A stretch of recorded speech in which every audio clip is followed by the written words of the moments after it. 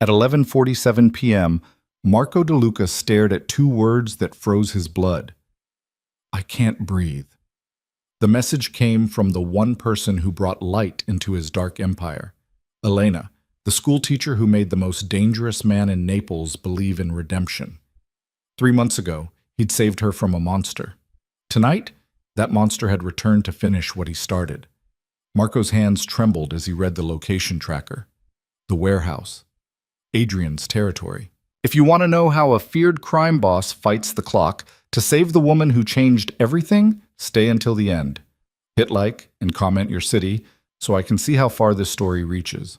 Yeah. The rain hammered against the windows of Marco De Luca's penthouse office like 1,000 desperate fingers trying to break through.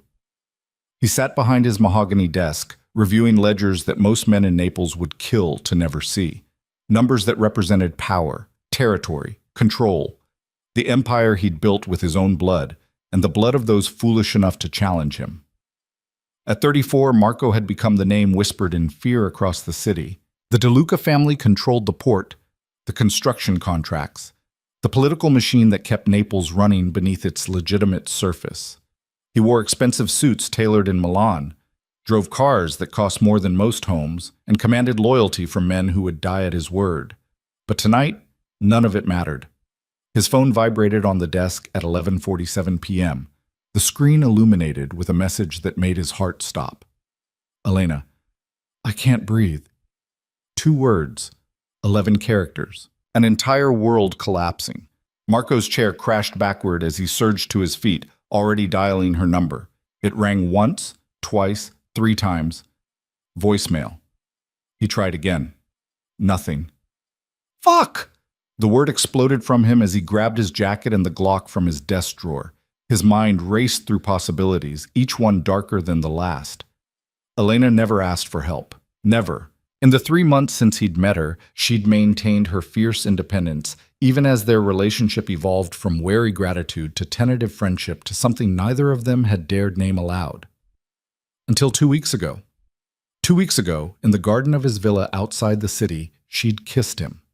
Not the careful, testing kiss of uncertainty, but the kind that spoke of decision, of choosing him despite everything she knew about who he was and what he did.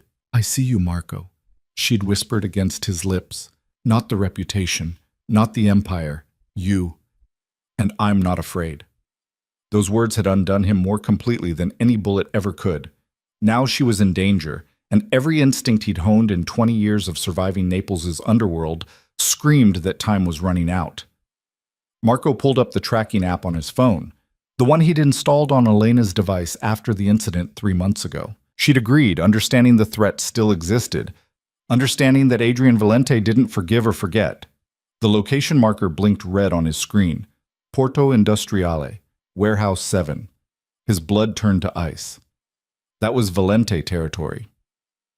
Or what used to be Valente territory before Marco had systematically dismantled their operations after Adrian put his hands on Elena the first time. The warehouse district was supposed to be abandoned, cleared out, a demilitarized zone in the unspoken war between their families.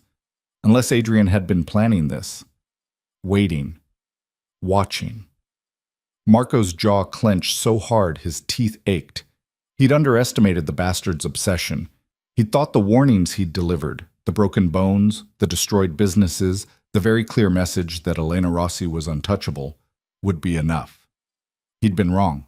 The elevator descended to the underground garage where his men kept watch around the clock. Santo, his second in command, straightened immediately when he saw Marco's expression. Boss? Get everyone. Now. Full arms. We're going to the old port. Santo didn't ask questions. He'd been with Marco since they were teenagers running protection rackets in the Spanish Quarter. He knew that look. How many men? All of them. Marco's voice was cold, controlled, the fury compressed into something deadly. And Santo? We're going in loud. I don't care about discretion. I don't care about consequences. We get her out. Understanding flashed across Santo's scarred face. Everyone in Marco's inner circle knew about Elena, though few had met her. They knew she was different. They knew Marco had changed since she'd entered his life. Quicker to negotiate, slower to violence, actually considering futures that extended beyond the next territorial dispute. They also knew what Marco would do to anyone who hurt her. Within 4 minutes, 3 SUVs roared out of the garage, carrying 12 of Marco's most lethal soldiers. Marco drove the lead vehicle himself, his knuckles white on the steering wheel, his mind forcing down panic to focus on tactics. He navigated the rain-slicked streets with the precision of someone who knew every alley and shortcut in Naples. The city blurred past. Late-night cafes, closed shops, the ancient buildings that had witnessed centuries of violence and survival. His phone rang. Luca, his tech specialist. "Talk to me," Marco barked. "I'm tracking her phone. Signal's weak but holding. Warehouse 7, northeastern corner, second floor. Boss, I'm picking up 4 other devices in that location. Maybe 5. 5 against 1. 5 men and Elena." The image of her, small, defiant, those brown eyes that saw through all his carefully constructed walls, flashed through his mind. Elena, who taught literature to teenagers in a failing school. Elena, who volunteered at the shelter on weekends. Elena, who'd looked at him that first night, bloodied and shaking from Adrian's attack, and still managed to say thank you with dignity and tact. The night he'd met her replayed in his mind with crystal clarity. 3 months earlier, Marco had been leaving a late meeting at one of his legitimate businesses, a restaurant in the Chiaia district, when he'd heard the scream. Not a playful shriek or drunken yell, but genuine terror. His bodyguards had moved to investigate, but Marco waved them back and followed the sound himself into a narrow street behind the restaurant. What he found made his blood boil. A woman was pressed against a wall, trying to fight off a man who had her wrist twisted at a painful angle. Another man stood watch, laughing. "Come on, Elena," the first man was saying, his voice slurred with alcohol and entitlement. "Stop being difficult. You know we're meant to be together. You know you still love me." "Get off me, Adrian." She tried to knee him, but he blocked it, slamming her back against the brick wall hard enough to make her cry out. That's when Marco intervened. "Let her go." 2 words, spoken quietly. Both men turned. Adrian Valente. Marco recognized him now, the spoiled son of Giuseppe Valente, a rival operator with delusions of grandeur, sneered. "De Luca, this doesn't concern you. This is between me and my fiancée." "Ex-fiancée," the woman gasped. 3 years, Adrian. I left you 3 years ago." "You don't get to leave me." Adrian's grip tightened, possessive and cruel. "You don't get to—" Marco moved with the speed that had kept him alive in a deadly business. One moment Adrian was holding the woman. The next he was on the ground, Marco's knee on his chest, Marco's gun pressed under his chin. She said no. Marco's voice was arctic. "That means you walk away. You don't call. You don't follow. You forget she exists. Clear?" Adrian's friend reached for a weapon, but Santo materialized from the shadows, his own gun already drawn. "Don't." "Do you know who my father is?" Adrian sputtered, trying to maintain bravado with a Glock pressed against his throat. "I know who I am," Marco replied. "And I know that if I ever see you near this woman again, your father will be identifying you through dental records. Nod if you understand." Adrian nodded. Marco stood, hauling the younger man up by his collar and shoving him toward his friend. "Leave. Now."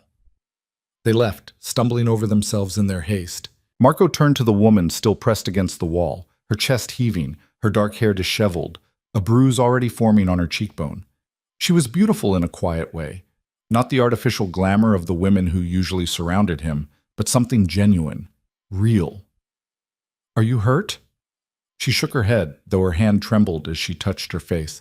Thank you. Thank you. Can I call someone for you? Family? Friends?" "No." The word came quickly, firmly. "I'm fine. I just need to get home. I'll drive you." "That's not necessary." "It is." Marco's tone left no room for argument. "He might come back, or he might be waiting. Let me make sure you get home safely." She studied him for a long moment, those brown eyes assessing. She should have been terrified. He was a stranger who'd just held a gun to someone's throat in a dark alley. Instead, she seemed to be weighing him, measuring something beneath the surface. "Okay," she finally said. "Thank you, mister." Marco. Just Marco. Elena. She accepted his offered hand, her grip surprisingly strong despite the tremor. Elena Rossi. Yeah. The memory dissolved as Marco's SUV screeched around a corner, the port district rising before them. The old warehouses loomed like sleeping giants, their broken windows and graffitied walls testament to years of neglect. Warehouse 7 stood at the end of a crumbling pier, waves crashing against the pilings below. No lights, no obvious guards. But Marco knew better. Adrian would have men positioned, watching the approaches. He parked a block away and gathered his team. Rain plastered his dark hair to his forehead as he laid out the plan in quick, sharp sentences. Santo, take half the men around back. Seal every exit. I don't want anyone getting out with her as a hostage.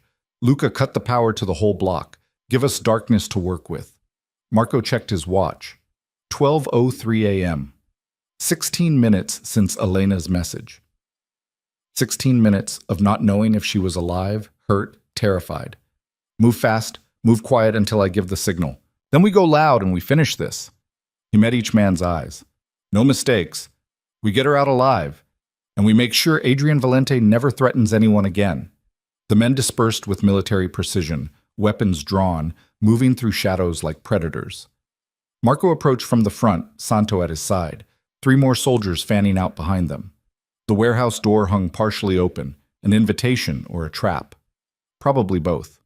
He could hear voices inside, male voices raised in cruel laughter, and beneath that, a sound that made his trigger finger itch.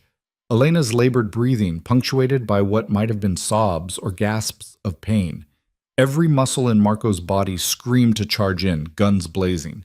But that's what Adrian would expect. That's how Elena could get killed in the crossfire. He forced himself to think, to plan, to be the strategist who'd built an empire rather than the man whose entire world was breathing raggedly somewhere in that darkness. Now, Luca, he murmured into his radio. The lights died. Shouts of confusion erupted from inside the warehouse. Marco counted to 3, enough time for eyes to adjust, for panic to set in, for formation to break, then kicked the door fully open and moved. The warehouse interior was a maze of crates and old machinery, illuminated only by the ambient light from Naples's skyline filtering through broken windows. Marco's eyes, adjusted to the darkness, picked out movement. 4 men scrambling for weapons, flashlights clicking on. And there, in the center of the space, tied to a metal chair beneath a single beam of moonlight from a skylight above, Elena. Her head hung forward, hair covering her face. Her hands were bound behind her, and even from this distance, Marco could see the rope around her throat, pulled tight enough to restrict but not quite kill. A slow, agonizing torture.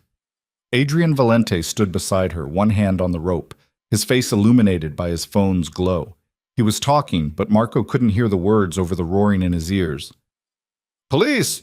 one of Adrian's men shouted, mistaking the coordinated assault for law enforcement. "Not police." Marco's voice cut through the darkness like a blade. "Worse." Adrian's head snapped up. Even in the dim light, Marco saw recognition, then fear, then desperate calculation cross his face. "DeLuca." Adrian's voice tried for confidence but cracked slightly. "This is between me and Elena. Family business. You should let her go. Now. And maybe you live."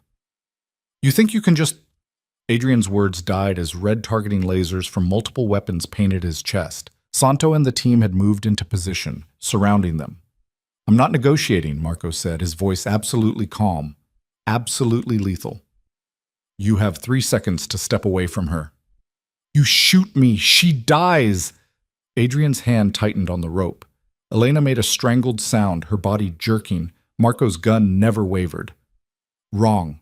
You hurt her. You die slow. You let her go. You die quick. Those are your options." "You're bluffing. You wouldn't risk—" The gunshot was deafening in the enclosed space. Adrian screamed and collapsed, clutching his leg where Marco's bullet had shattered his kneecap. The rope fell slack as his hands lost their grip. Marco was moving before Adrian hit the ground, crossing the distance to Elena in seconds, while his men opened fire on Adrian's soldiers. The warehouse erupted into chaos, muzzle flashes, shouted orders, the crack of bullets hitting concrete and metal. None of it mattered. Marco's hands were gentle as he lifted Elena's face, carefully loosening the rope around her throat.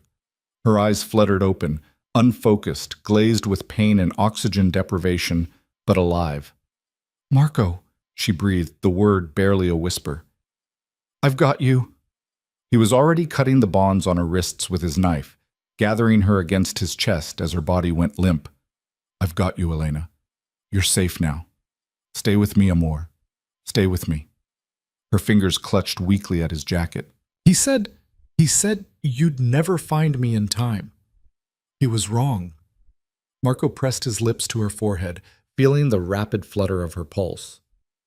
He was wrong about everything. The firefight lasted less than 30 seconds. Marco's men were professionals, trained, equipped, and motivated by their boss's obvious desperation.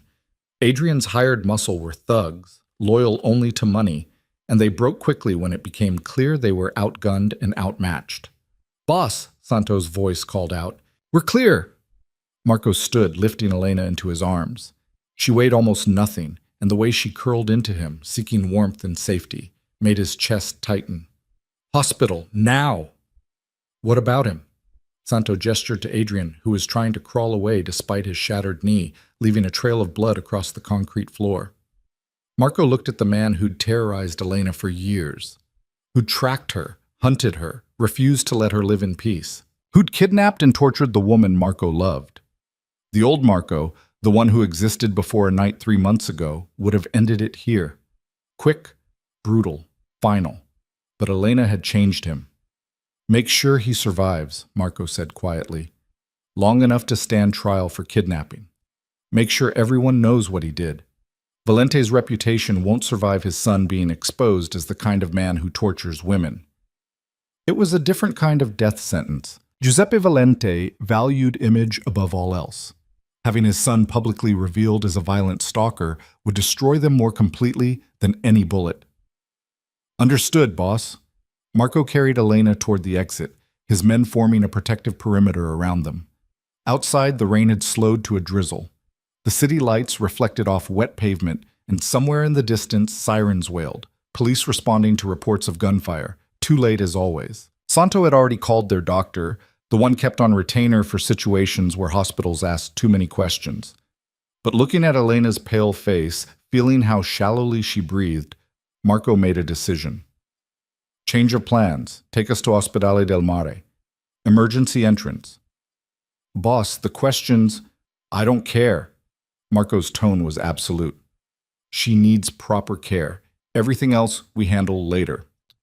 The SUV raced through Naples' streets, Santo driving, while Marco kept Elena cradled against him in the back seat. She drifted in and out of consciousness, sometimes gripping his hand, sometimes whispering fragments that tore at him. "Thought I'd die before I could tell you." "Shh. Don't talk. Save your strength." "Need to say it." Her eyes opened, clearer now, focusing on his face. "Marco De Luca, I love you, even knowing everything. I love you." His throat closed. In his world, love was weakness. Leverage. A vulnerability that got exploited. He'd watched his father use his mother's love as a leash. He'd seen men betray empires for women who didn't love them half as much as they pretended. He'd sworn never to be that weak. But Elena wasn't asking for anything, wasn't demanding or manipulating. She was simply telling him her truth, even as she struggled to breathe, even knowing what he was and what loving him might cost. "I love you too," he said, the words foreign on his tongue but absolutely true. "And I swear to you, Elena, no one will ever hurt you again. Never again." Her lips curved in a small smile. "My dangerous man." "Your dangerous man," he confirmed, pressing a kiss to her temple. The emergency room at Ospedale del Mare erupted into controlled chaos when Marco carried Elena through the doors. Nurses rushed forward with a gurney, doctors shouting orders, the organized ballet of medical professionals doing what they did best. "What happened?" a doctor demanded as they transferred Elena from Marco's arms. "She was strangled, beaten. I don't know what else." Marco's hands were shaking now, the adrenaline crashing. "Help her." "Sir, you need to— I'm not leaving her." Santo appeared at his shoulder. "Boss, police are coming. We should— You handle it." Marco's eyes never left Elena, as they wheeled her toward trauma bay. Get lawyers, get whoever needs to be paid or threatened. I'm staying with her. Marco. Elena's hand reached out, found his. Don't kill anyone for me. He almost laughed at the absurdity of it. She was brutalized and broken, and she was worried about his soul. No promises, he said gently. But for you, I'll try. Then they took her behind double doors that he couldn't follow through, and Marco was left standing in a hospital hallway, his expensive suit soaked with rain and blood, surrounded by staring nurses and approaching security. Santo handled it with the efficiency that made him invaluable. Discreet phone calls to the hospital administrator. A carefully worded story about a random attack, a heroic rescue. Money changing hands. The security footage from the warehouse was already being scrubbed by Luca's team. Marco answered the police's questions with the smooth lies of a man practiced in deception. Yes, he'd found her. No, he didn't see the attackers clearly. Yes, he'd be happy to provide a statement tomorrow at the station. They didn't believe him, but they couldn't prove otherwise, and in Naples, sometimes that was enough. Hours crawled past. Marco sat in a private waiting room that Santo had secured, his mind replaying every moment, every choice that had led here. Every time he'd let Adrian Valente live when he should have eliminated the threat permanently. He'd shown mercy, and Elena had paid the price. Mr. De Luca? Marco surged to his feet as the doctor entered. The woman, Dr. Castellano, according to her badge, looked exhausted but professionally composed. How is she? Stable? The strangulation caused significant trauma to her throat and temporary oxygen deprivation, but there's no permanent damage to her trachea or vocal cords. She has bruised ribs, contusions, signs of torture that I'm legally obligated to report. Report whatever you need to. Marco cut her off. Just tell me she'll recover. Dr. Castellano's expression softened slightly. Physically, yes. She'll need time, pain management, possibly some therapy for her throat. Psychologically, that's not my expertise, but trauma like this leaves marks that don't show on x-rays. When can I see her? She's sleeping now. We've given her sedatives for the pain. You can sit with her, but she won't wake for several hours. Marco followed the doctor through sterile corridors to a private room, another favor secured by Santo's efficient distribution of resources. Elena lay in the hospital bed, small and fragile against white sheets, her throat bandaged, an IV running into her arm. But she was breathing, steadily, alive. Marco sank into the chair beside her bed and took her hand carefully, mindful of the bruises on her wrist. Dr. Castellano paused at the door. Mr. De Luca, whoever did this to her, I hope you make sure they never get the chance again. They won't, Marco promised. When they were alone, he allowed himself to fully feel the terror that had driven him through the last few hours. His composure cracked, and he brought Elena's hand to his lips, pressing kisses to her knuckles. I'm sorry, he whispered. I'm so sorry I wasn't there, that I didn't protect you better, that loving me put you in danger. She didn't answer, lost in medicated sleep, but her fingers twitched slightly in his grip, as if even unconscious she knew he was there. Marco had never prayed. His world didn't have room for divine intervention. But in that moment, sitting beside Elena's hospital bed, he made promises to whatever force might be listening. Promises to be better, to use his power differently, to build something worthy of the woman who'd chosen to love him despite everything. Outside the window, dawn broke over Naples. The city woke to another day of beauty and corruption, art and violence, the eternal dance that had defined it for millennia. But in that hospital room, something shifted. Marco De Luca, the man who'd built an empire on fear and force, found himself hoping for a different kind of future.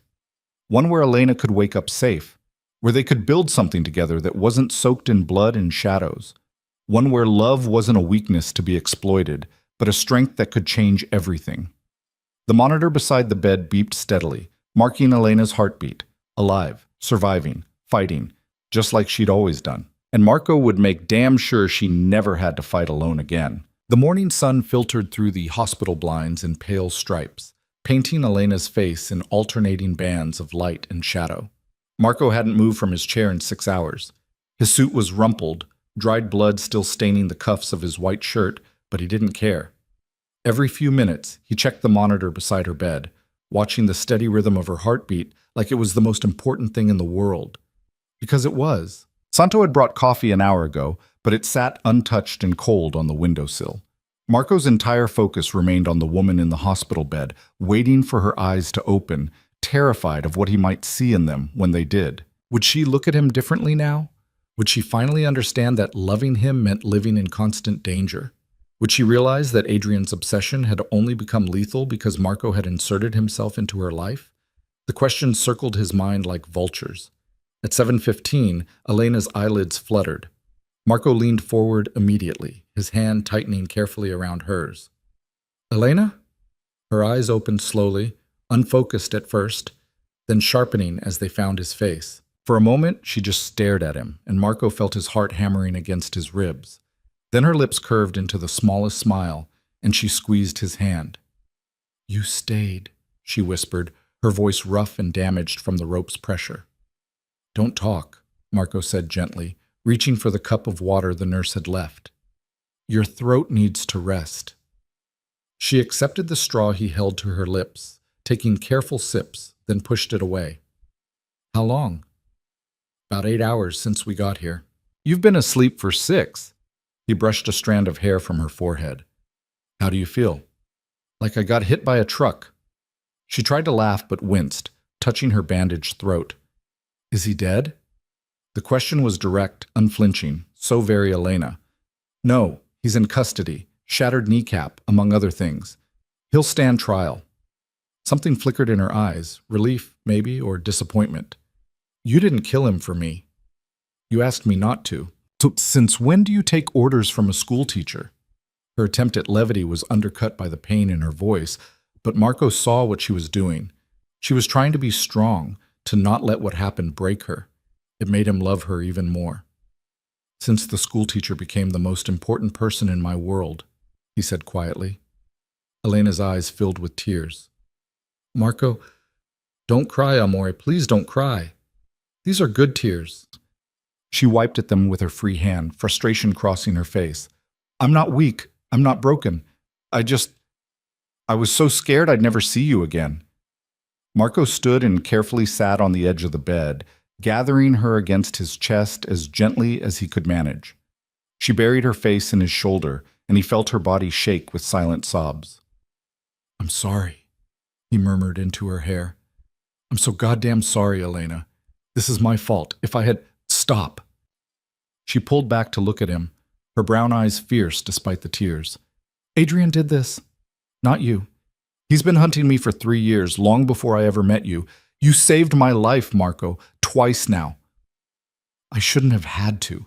You should never have been in danger in the first place. We don't get to choose safe, easy lives. Elena's hand came up to cup his face, her thumb tracing the dark circles under his eyes. I chose you knowing exactly who you are. I'm not some naive girl who thinks love conquers all. I know your world is dangerous, but I also know that you're the man who came for me when I sent that text. You're the man who hasn't left my side since. I'm the reason Adrian escalated, Marco said, the words tasting like acid. He took you to get to me. He took me because he's a psychopath who can't accept no for an answer. She held his gaze steadily. Don't you dare take responsibility for his choices. And don't you dare use this as an excuse to push me away thinking it's for my own good. I get to decide what risks I take. Marco wanted to argue, wanted to tell her she was wrong, that she deserved better than a life lived in the crosshairs of his enemies. But looking into her eyes, seeing the determination there, he recognized something he'd seen in the mirror his whole life. Stubbornness, refusal to be controlled, the absolute conviction that her choices were hers alone. You're sure? He asked. Because once we cross this line, there's no going back. You'll be known as mine, my weakness, my vulnerability. Anyone who wants to hurt me will come for you. Then make sure they're too afraid to try. Elena's voice was rough but steady. And teach me to protect myself better. I won't be helpless again, Marco. Never again. A knock at the door interrupted them. Doctor Castellano entered, her expression professionally neutral as she took in the sight of Marco sitting on the hospital bed with Elena in his arms. I need to examine my patient, she said. Alone, preferably. Marco started to protest, but Elena squeezed his hand. It's okay. I'm not going anywhere. He stood reluctantly, pressing a kiss to her forehead. I'll be right outside. In the hallway, Santo was waiting with fresh clothes and an update. Marco changed quickly in the bathroom, grateful to be rid of the blood-stained suit, then listened as his second-in-command laid out the situation. Adrian Valente is in the prison ward at Cardarelli Hospital under guard. Giuseppe wants to meet. He's called 3 times in the last hour. Marco's expression hardened. Let him wait. Boss, he's threatening. See, I don't care what he's threatening. His son kidnapped and tortured Elena. If Giuseppe had controlled his psychotic offspring in the first place, none of this would have happened. Marco's voice was cold enough to frost glass. He wants to talk? He can come here. To me. And he can bring a very good apology. Santo nodded, pulling out his phone to relay the message. Marco paced the hallway, his mind already working through the political implications. The Valente family had influence, not as much as the De Lucas, but enough to cause problems if they decided to push back. Giuseppe would want to protect his son, spin this somehow to minimize damage. But Marco wasn't in a forgiving mood.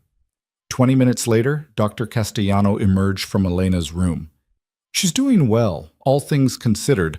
The damage to her throat is superficial, painful, but healing. The bruising will take time.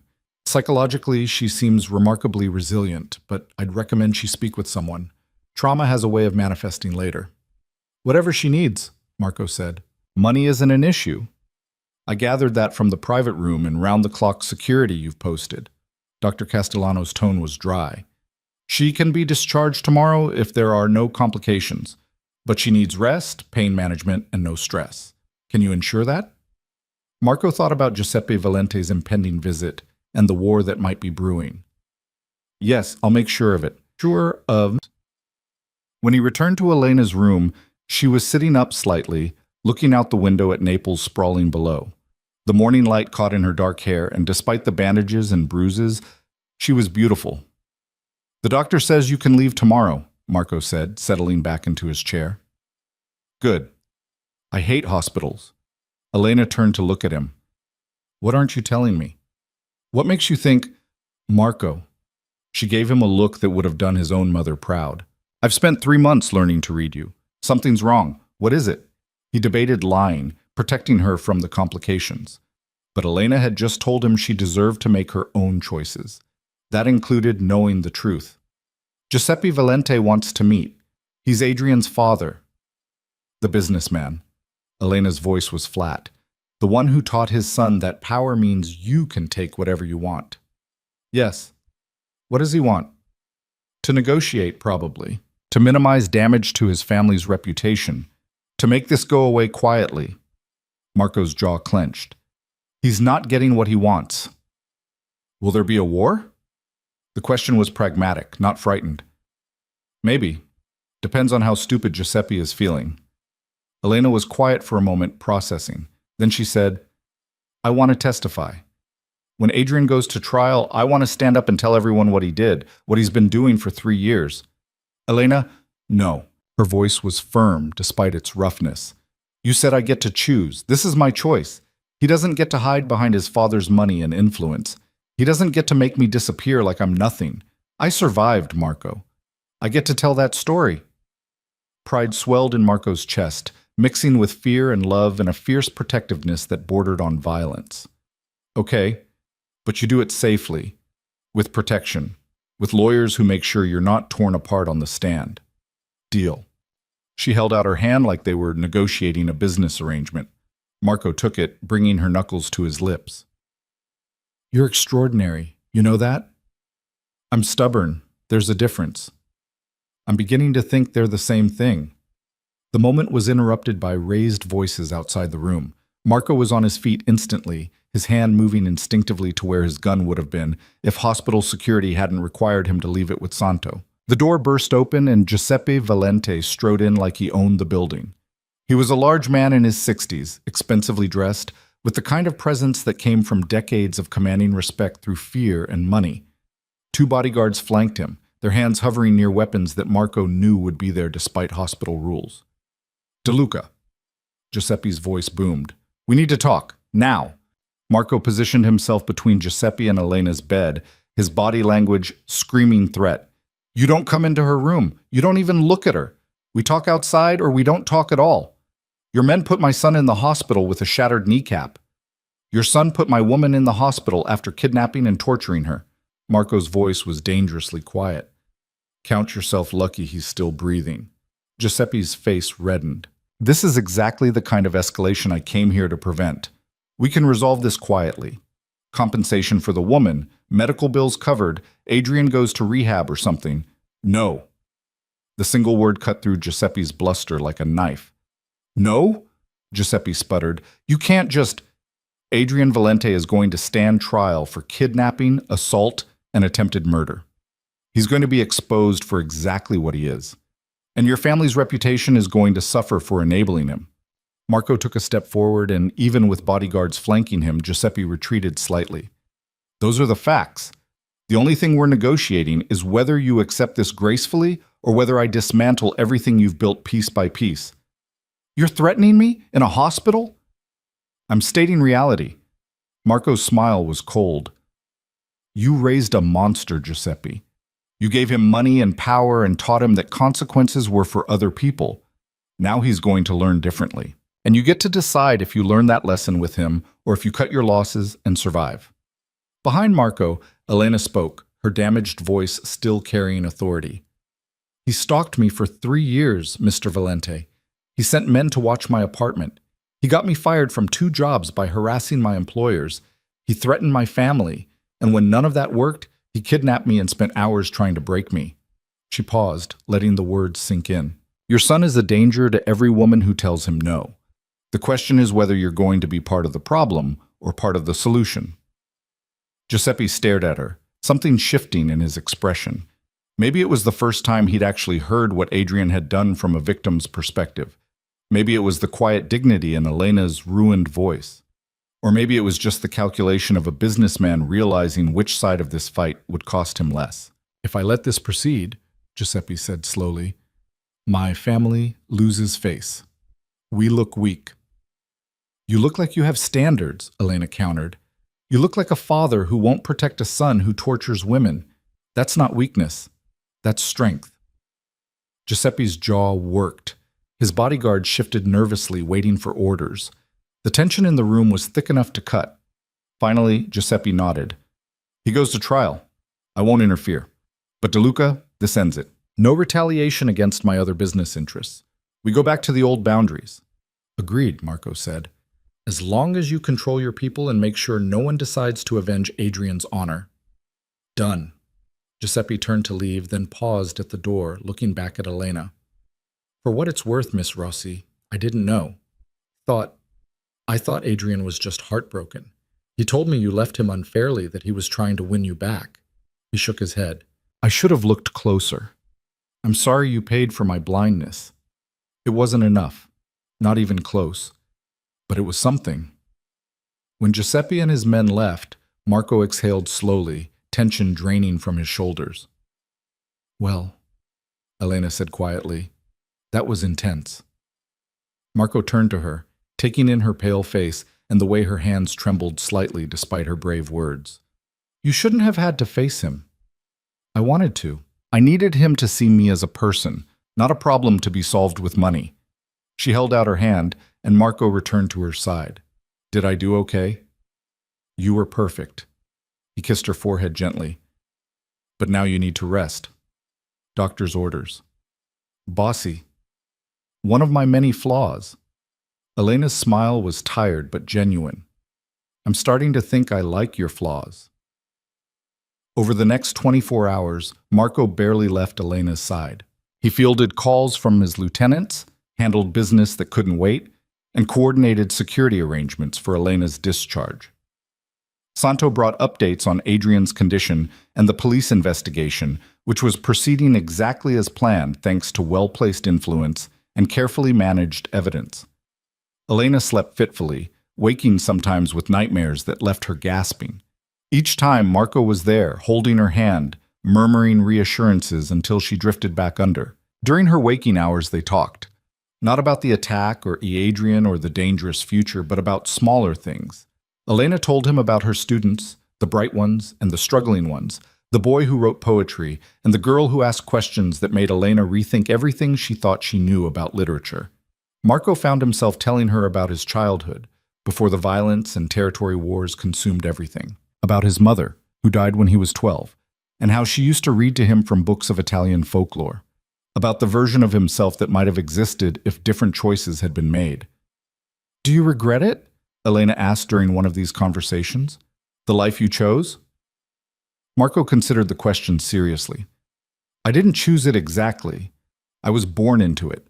My father ran the docks. His father before him. When you grow up in that world, the choice is succeed or die. I chose to succeed."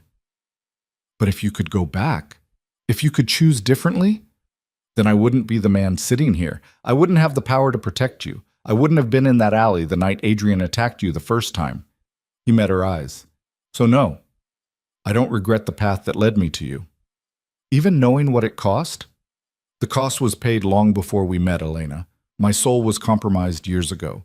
But you make me think maybe redemption isn't completely out of reach." She laced her fingers through his.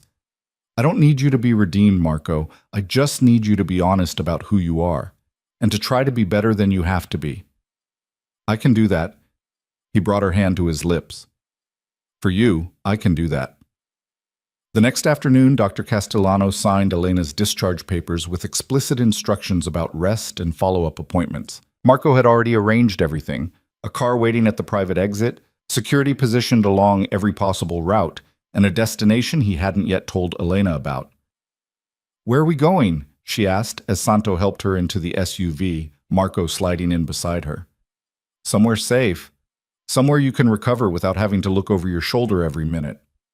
Elena glanced at the heavily tinted windows, the armed men in the vehicles ahead and behind them. "This seems like a lot of security for a trip home." "We're not going to your apartment." Marco's tone left no room for argument. "That address is compromised. Adrian knew where you lived, which means his associates might too." "So where?" "My villa. Outside the city, on the coast. Private, secure, and comfortable enough for you to heal." Elena processed this. "You want me to move in with you?" "Temporarily, until we're certain there are no remaining threats." He paused. "Unless you'd prefer somewhere else, I can arrange." "No." She leaned her head against his shoulder carefully, mindful of her injuries. "Your villa sounds perfect." The drive took 40 minutes, winding through Naples's chaotic streets before emerging into the countryside along the Amalfi coast. The villa appeared around a curve in the road, a sprawling white structure perched on cliffs overlooking the Mediterranean, surrounded by gardens that blazed with bougainvillea and lemon trees. "Oh," Elena breathed as they pulled through the gates. "Marco, it's beautiful."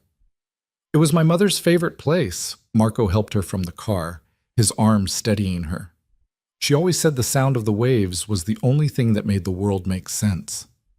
A staff of 3 waited at the entrance: a housekeeper named Maria, a cook named Paolo, and a young woman named Sofia who served as Maria's assistant. They'd been briefed on Elena's condition and needs, and their welcome was warm without being overwhelming.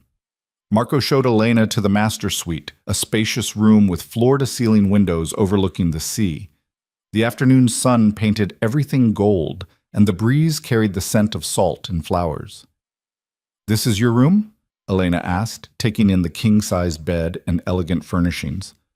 "Our room, if you want it, or I can take one of the guest suites if you'd prefer space." Elena turned to face him, her expression serious despite the bandages at her throat. "I don't want space, Marco. I want you close. I want to fall asleep knowing you're there and wake up seeing your face. Is that okay?" In answer, Marco crossed to her and cupped her face gently in his hands, kissing her with all the tenderness and controlled passion of a man who'd thought he might lose her forever. When they broke apart, Elena was smiling. "I'll take that as a yes." The first few days at the villa passed in a haze of healing and careful domesticity. Elena slept long hours, her body recovering from trauma. Marco worked from the villa's office, handling business remotely while staying close enough to check on her frequently. Maria proved to be exactly what Elena needed: motherly, without being suffocating, bringing meals and tea and reading material without hovering. Paolo's cooking was extraordinary, and he seemed to take personal offense at Elena's small appetite, constantly producing dishes designed to tempt her into eating more. He thinks I'm starving you, Elena said one evening, laughing at yet another elaborate meal. This is enough food for 6 people. Paolo expresses love through excessive portions, Marco explained, watching her pick at the risotto. But you should try to eat more, amore. You've lost weight. I know. She managed a few more bites. My throat still hurts when I swallow. It's getting better, just slowly. Marco reached across the small table on the terrace where they were dining, taking her hand. I wish I could take the pain away. You're doing enough just being here. Elena squeezed his fingers. I keep expecting you to get restless, to need to go back to the city and your real life. This is my real life now, you are. He meant it. In the years since his father's death, Marco had lived for the empire, for power and control, and the constant chess game of criminal enterprise. But sitting here watching the sun set over the Mediterranean with Elena, he felt something he'd never expected. Peace. A week into their stay at the villa, Elena was strong enough to walk the gardens. Marco accompanied her, keeping pace with her slower steps, ready to catch her if she stumbled. Tell me about her, Elena said as they passed through an archway covered in climbing roses. Your mother. Marco was quiet for a moment, surprised by how easily the memories came. She was gentle. Too gentle for my father's world, really. But she had this inner strength that nobody saw until they needed it. She ran charities, helped people in the neighborhood, taught me to read before I started school. She sounds wonderful. She was. And she died because of who my father was. A rival family wanted to send a message, so they planted a bomb in her car. The old anger stirred, but distantly now, like a fire that had burned too long to rage anymore. I was 12. After that, my father made sure I understood that softness got you killed, that the only way to survive was to be harder than everyone else. But you're not hard, Marco. Elena stopped walking, turning to face him. Not where it counts. You're careful with me. You're kind to your staff. You could have killed Adrian and no one would have blamed you, but you didn't because I asked you not to. That's all you, he said quietly. You're changing me, Elena, making me remember that version of myself that existed before everything got dark. I don't want to change you. I just want you to remember you get to choose who you are. Every day you get to choose. They continued walking, reaching a stone bench overlooking the sea. Elena sat carefully and Marco settled beside her, his arm around her shoulders. What happens when I'm healed? Elena asked. Do I go back to teaching? To my life in the city? What do you want to happen? She paused, choosing words carefully. I want to stop running. I want to stop being afraid. I want to build something real with you, if that's possible given who we both are. Marco turned her to face him, his expression intense. It's possible. It won't be easy, and it won't be normal, but it's possible, if you're willing to accept what my life means. Will you accept what mine means? Elena countered. I'm not giving up teaching, Marco. Those kids need consistency, and I need the work. I need to be more than just the crime boss's girlfriend. I wouldn't ask you to give it up. He traced her cheekbone gently. But we do it smart. Security, precautions. We make sure what happened with Adrian never happens again. And what about the rest of your world? The violence, the illegal business, all of it. Marco had known this conversation was coming. I can't walk away entirely. The empire doesn't work that way. But I can be more selective. Less hands-on with the worst of it. More investment in legitimate businesses. He held her gaze. I meant what I said in the hospital. You make me want to be better than I have to be. Elena studied his face for a long moment, then nodded. Okay, we try.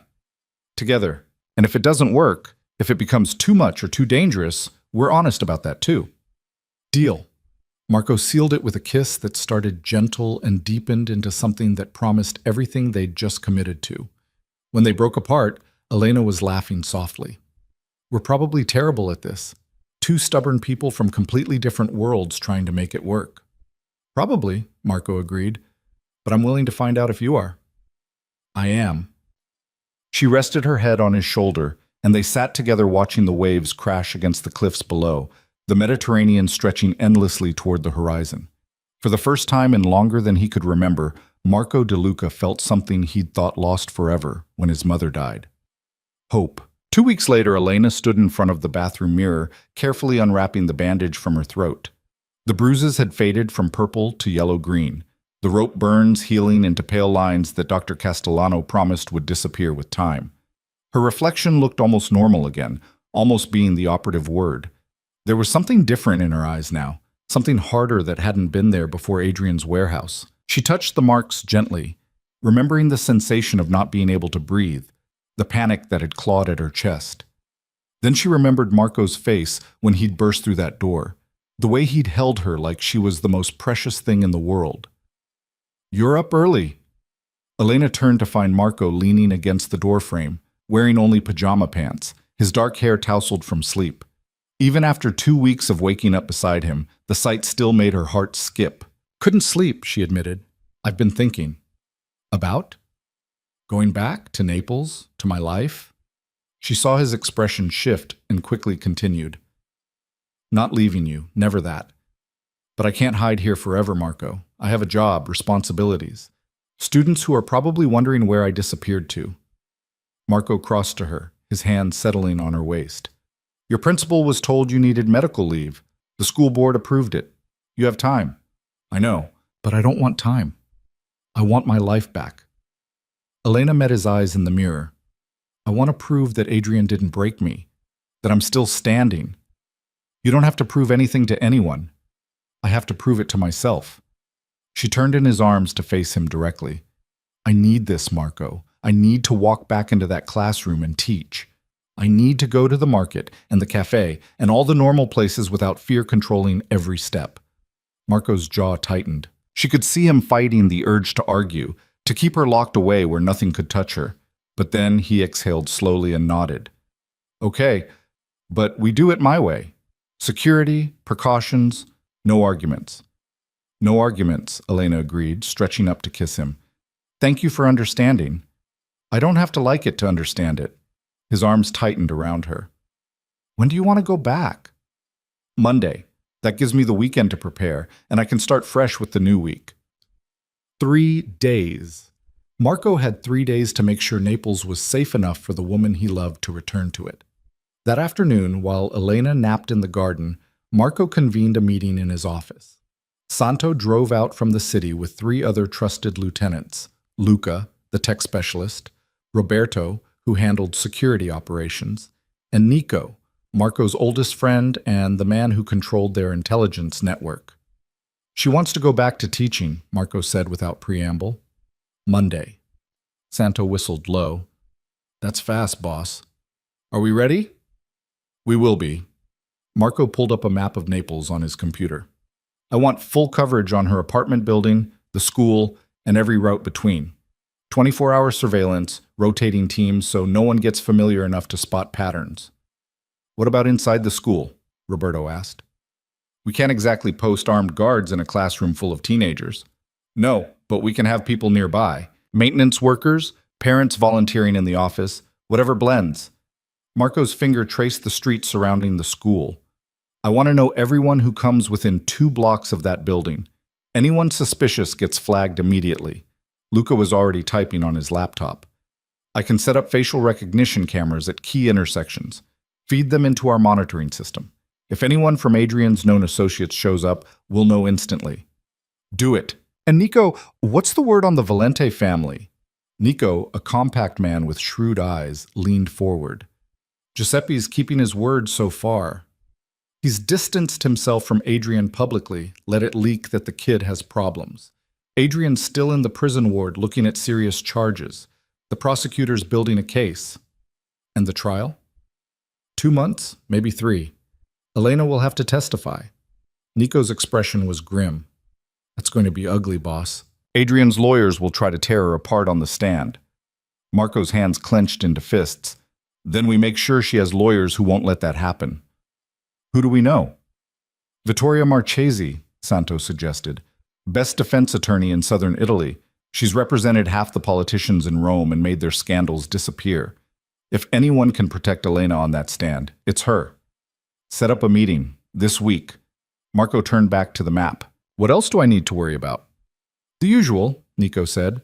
Couple of territorial disputes on the east side, some grumbling from the Rossini crew about profit splits.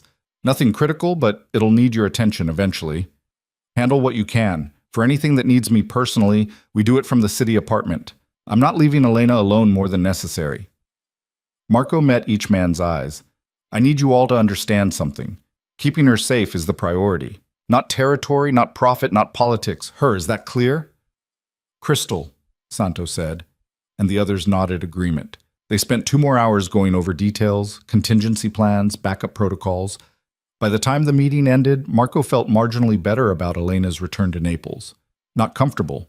He doubted he'd ever be comfortable with her exposed, but better. That evening, he found Elena on the terrace, wrapped in a blanket despite the warm air, reading a battered copy of 100 Years of Solitude. She looked up as he approached, marking her page with a finger. How was your meeting?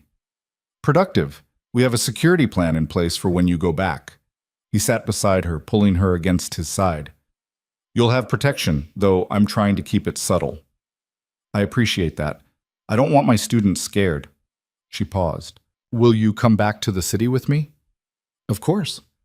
I have an apartment there, penthouse in Chiaia. It's secure, centralized. You can stay there, or I can set you up somewhere else if you'd prefer your own space. Elena set her book aside. I'd prefer to be with you, if that's okay. More than okay. Marco pressed a kiss to her temple. There's something else. The trial is going to happen in a few months. You'll have to testify against Adrian. He felt her tense. I know. I've been trying not to think about it. I've arranged for you to meet with Vittoria Marchesi. She's one of the best lawyers in Italy. She'll prepare you. Make sure Adrian's attorneys can't blindside you.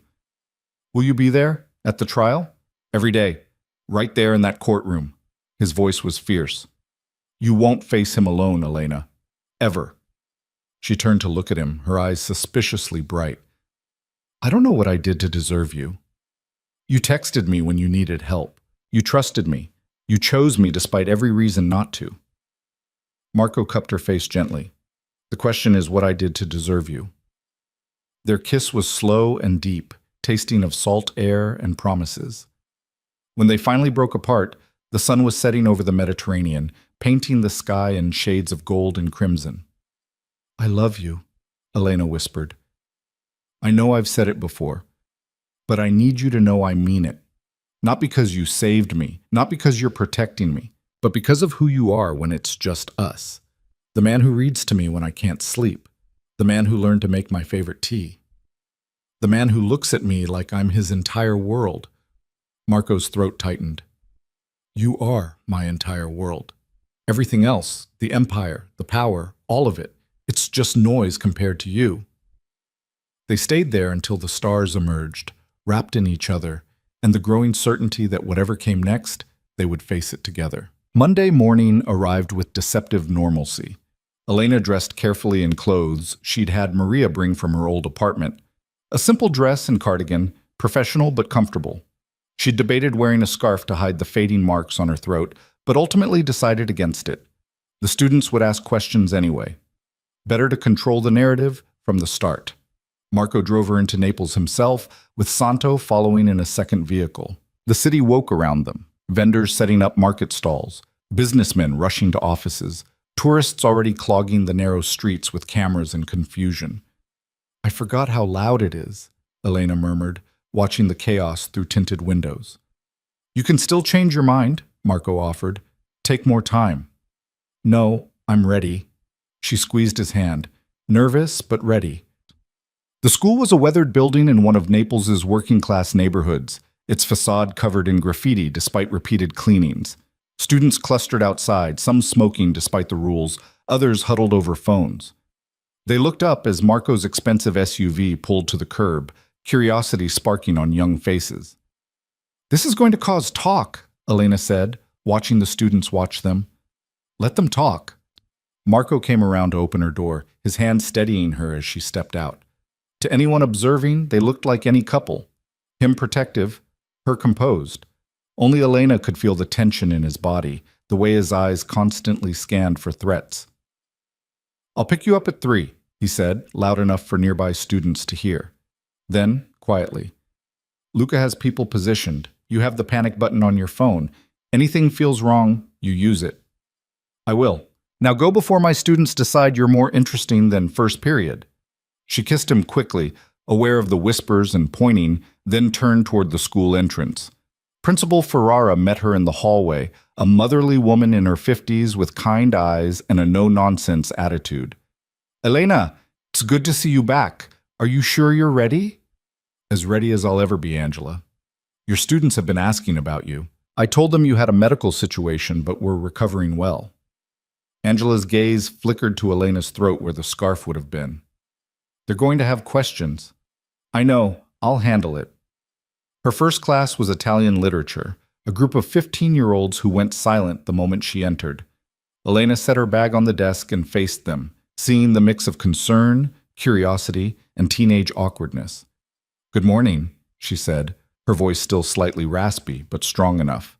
I know I've been gone for a few weeks. I know there are rumors, so let me address this directly. I was hurt by someone. I'm okay now, and I'm back because teaching you is important to me. Any questions? A brave girl in the front row raised her hand. Miss Rossi, was it that guy who used to wait outside school for you? The creepy one? Elena had forgotten about that. Adrian had shown up twice last semester, trying to talk to her, making the students uncomfortable. She'd reported it to Angela, who'd called the police, but nothing had come of it. Yes, Sophia, it was him. But he's in custody now, and he won't be bothering anyone again. Good, Sophia said fiercely, and several other students nodded agreement. Another hand went up. Is that your boyfriend who just dropped you off? The one with the really nice car? Elena couldn't help but smile. Yes, that's Marco. And before you ask, no, I won't be sharing details about my personal life. Now, can we please talk about Dante? The class settled into familiar rhythms. Discussion of Inferno, debate about symbolism, students arguing interpretations with the passion only teenagers could muster. Elena found herself relaxing into it, remembering why she loved this work. These kids, most from difficult backgrounds, came alive when talking about literature. They saw themselves in these ancient stories, found hope in characters who struggled and survived. By lunchtime, she was exhausted but satisfied. The routine was helping, the normalcy soothing. She was eating a sandwich in the teacher's lounge when her phone buzzed with a text from Marco. How's it going? She smiled and typed back, Good. Students are curious but sweet. No problems. His response was immediate. Glad to hear it. Call if you need anything. The afternoon classes passed similarly. Word had spread about what happened, and students treated her with a mix of sympathy and admiration that was oddly touching. By the time the final bell rang, Elena felt like she'd accomplished something significant. She'd reclaimed this part of her life. She'd proven Adrian hadn't destroyed her. Marco was waiting outside precisely at 3, leaning against his SUV like he belonged there. Several female students nearly walked into walls staring at him, and Elena had to suppress a laugh. Successful first day? He asked as she approached. Very, though you're causing quite the stir among my students. Should I be offended they're surprised you have a boyfriend? You're a bit more impressive than the average boyfriend. She slid into the passenger seat, grateful to be off her feet. How was your day? Boring meetings, tedious negotiations, the usual. He pulled into traffic. No threats, no problems. Luca's surveillance didn't flag anything concerning. See? I told you it would be fine. One day doesn't make a trend, amore, but I'm glad today went well. They drove to Marco's penthouse in comfortable silence. The apartment was stunning, floor-to-ceiling windows overlooking the bay, modern furnishings that somehow still felt warm, artwork that Elena suspected was worth more than her annual salary. Maria had been there earlier to stock the kitchen and prepare the bedroom, and fresh flowers decorated every surface. I could get used to this, Elena admitted, toeing off her shoes and curling up on the leather sofa. Marco joined her, pulling her feet into his lap to massage them. Good, because I intend to spoil you whenever possible. Spoiling me and letting me work are two different things. I'm learning to balance. His hands worked magic on her sore arches. Though I still hate every second you're somewhere I can't protect you directly. You can't protect me from everything, Marco. Life doesn't work that way. I can try. Elena studied his face, the sharp angles, the dark eyes that could be cold as winter or warm as summer depending on who he was looking at, The mouth that could order death or whisper endearments with equal ease. What are we doing here? Really? What do you mean? I mean us. This. You're the head of a criminal empire. I'm a school teacher who lives paycheck to paycheck. We come from completely different worlds. How does this work long term? Marco was quiet for a moment, his hands stilling on her feet. I don't know, he admitted. I've never done this before. Never wanted anyone the way I want you. Never imagined building a life with someone. So we're making it up as we go? Essentially, yes. He met her eyes. Does that scare you? Terrifies me, Elena said honestly. But leaving scares me more, so I guess we figure it out together. The next few weeks settled into a rhythm.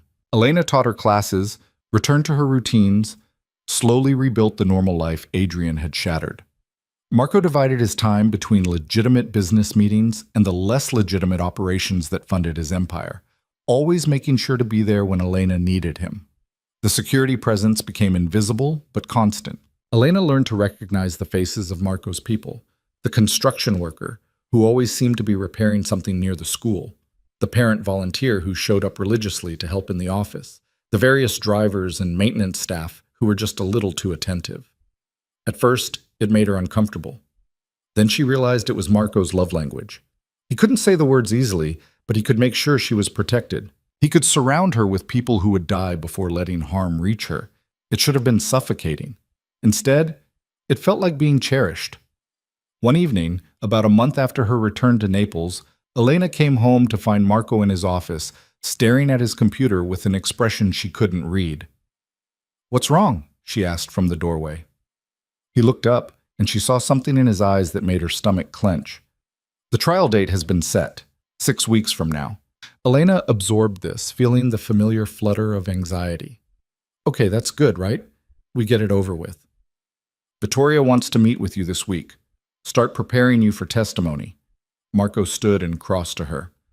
She'll ask difficult questions, Elena. Make you relive what happened in detail. It's going to be hard. I know, but it has to be done. She stepped into his arms, letting his warmth steady her. Will you come with me? To meet with her? If you want me there. I do. I want you there for all of it. The meeting with Vittoria Marchesi took place in the lawyer's sleek office overlooking the city. Vittoria was a striking woman in her 40s, impeccably dressed, with the kind of presence that commanded attention without demanding it. Miss Rossi, she greeted Elena with a firm handshake. I've reviewed the case against Adrian Valente. The prosecution has a strong foundation, but his defense team will try to undermine your credibility. We need to make sure that doesn't happen. For 3 hours, Vittoria walked Elena through potential questions, hostile strategies, ways the defense might try to paint her as unstable or vindictive. She was thorough, professional, and occasionally brutal in her assessments. They'll bring up your relationship with Marco, Vittoria said bluntly. They'll suggest you fabricated or exaggerated the attack to gain protection from a powerful man. How do you respond? Elena had been expecting this. I tell the truth, that Marco and I met when he stopped Adrian from attacking me the first time, that our relationship developed over months of getting to know each other, that I fell in love with him despite the complications, not because of them. And if they suggest you're a gold digger, that you targeted a wealthy criminal to improve your circumstances, then they don't know me very well. Elena's voice was steady. I was supporting myself just fine before I met Marco. I still have my own job, my own life. I'm not with him for money or protection. I'm with him because I love him. Vittoria's smile was approving. Good. Hold on to that conviction. Juries respond to genuine emotion. She turned to Marco, who'd been sitting quietly throughout. They'll also try to paint you as controlling, violent, potentially abusive. They'll suggest Elena is afraid to contradict you. Let them try, Marco said coldly. Every person who knows us will testify to the truth. It's not about truth, Mr. DeLuca. It's about reasonable doubt. Adrian's lawyers only need to make the jury question Elena's version of events. Vittoria's expression was serious. This won't be easy. Trials like this rarely are. When they finally left the office, Elena felt wrung out emotionally. Marco was quiet as they drove home, his jaw tight. Talk to me, Elena said softly. I hate this. I hate that you have to be dissected by lawyers. That they get to question your integrity, your choices, your relationship with me. His hands gripped the steering wheel hard enough to turn his knuckles white. You shouldn't have to defend yourself for surviving. But I do. That's how the system works.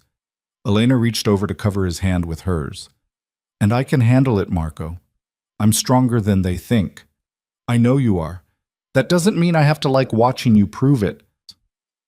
That night, they made love with an urgency that spoke to deeper fears, that the trial might change things, that publicly dissecting their relationship might damage what they'd built, that the world might force them apart through sheer pressure.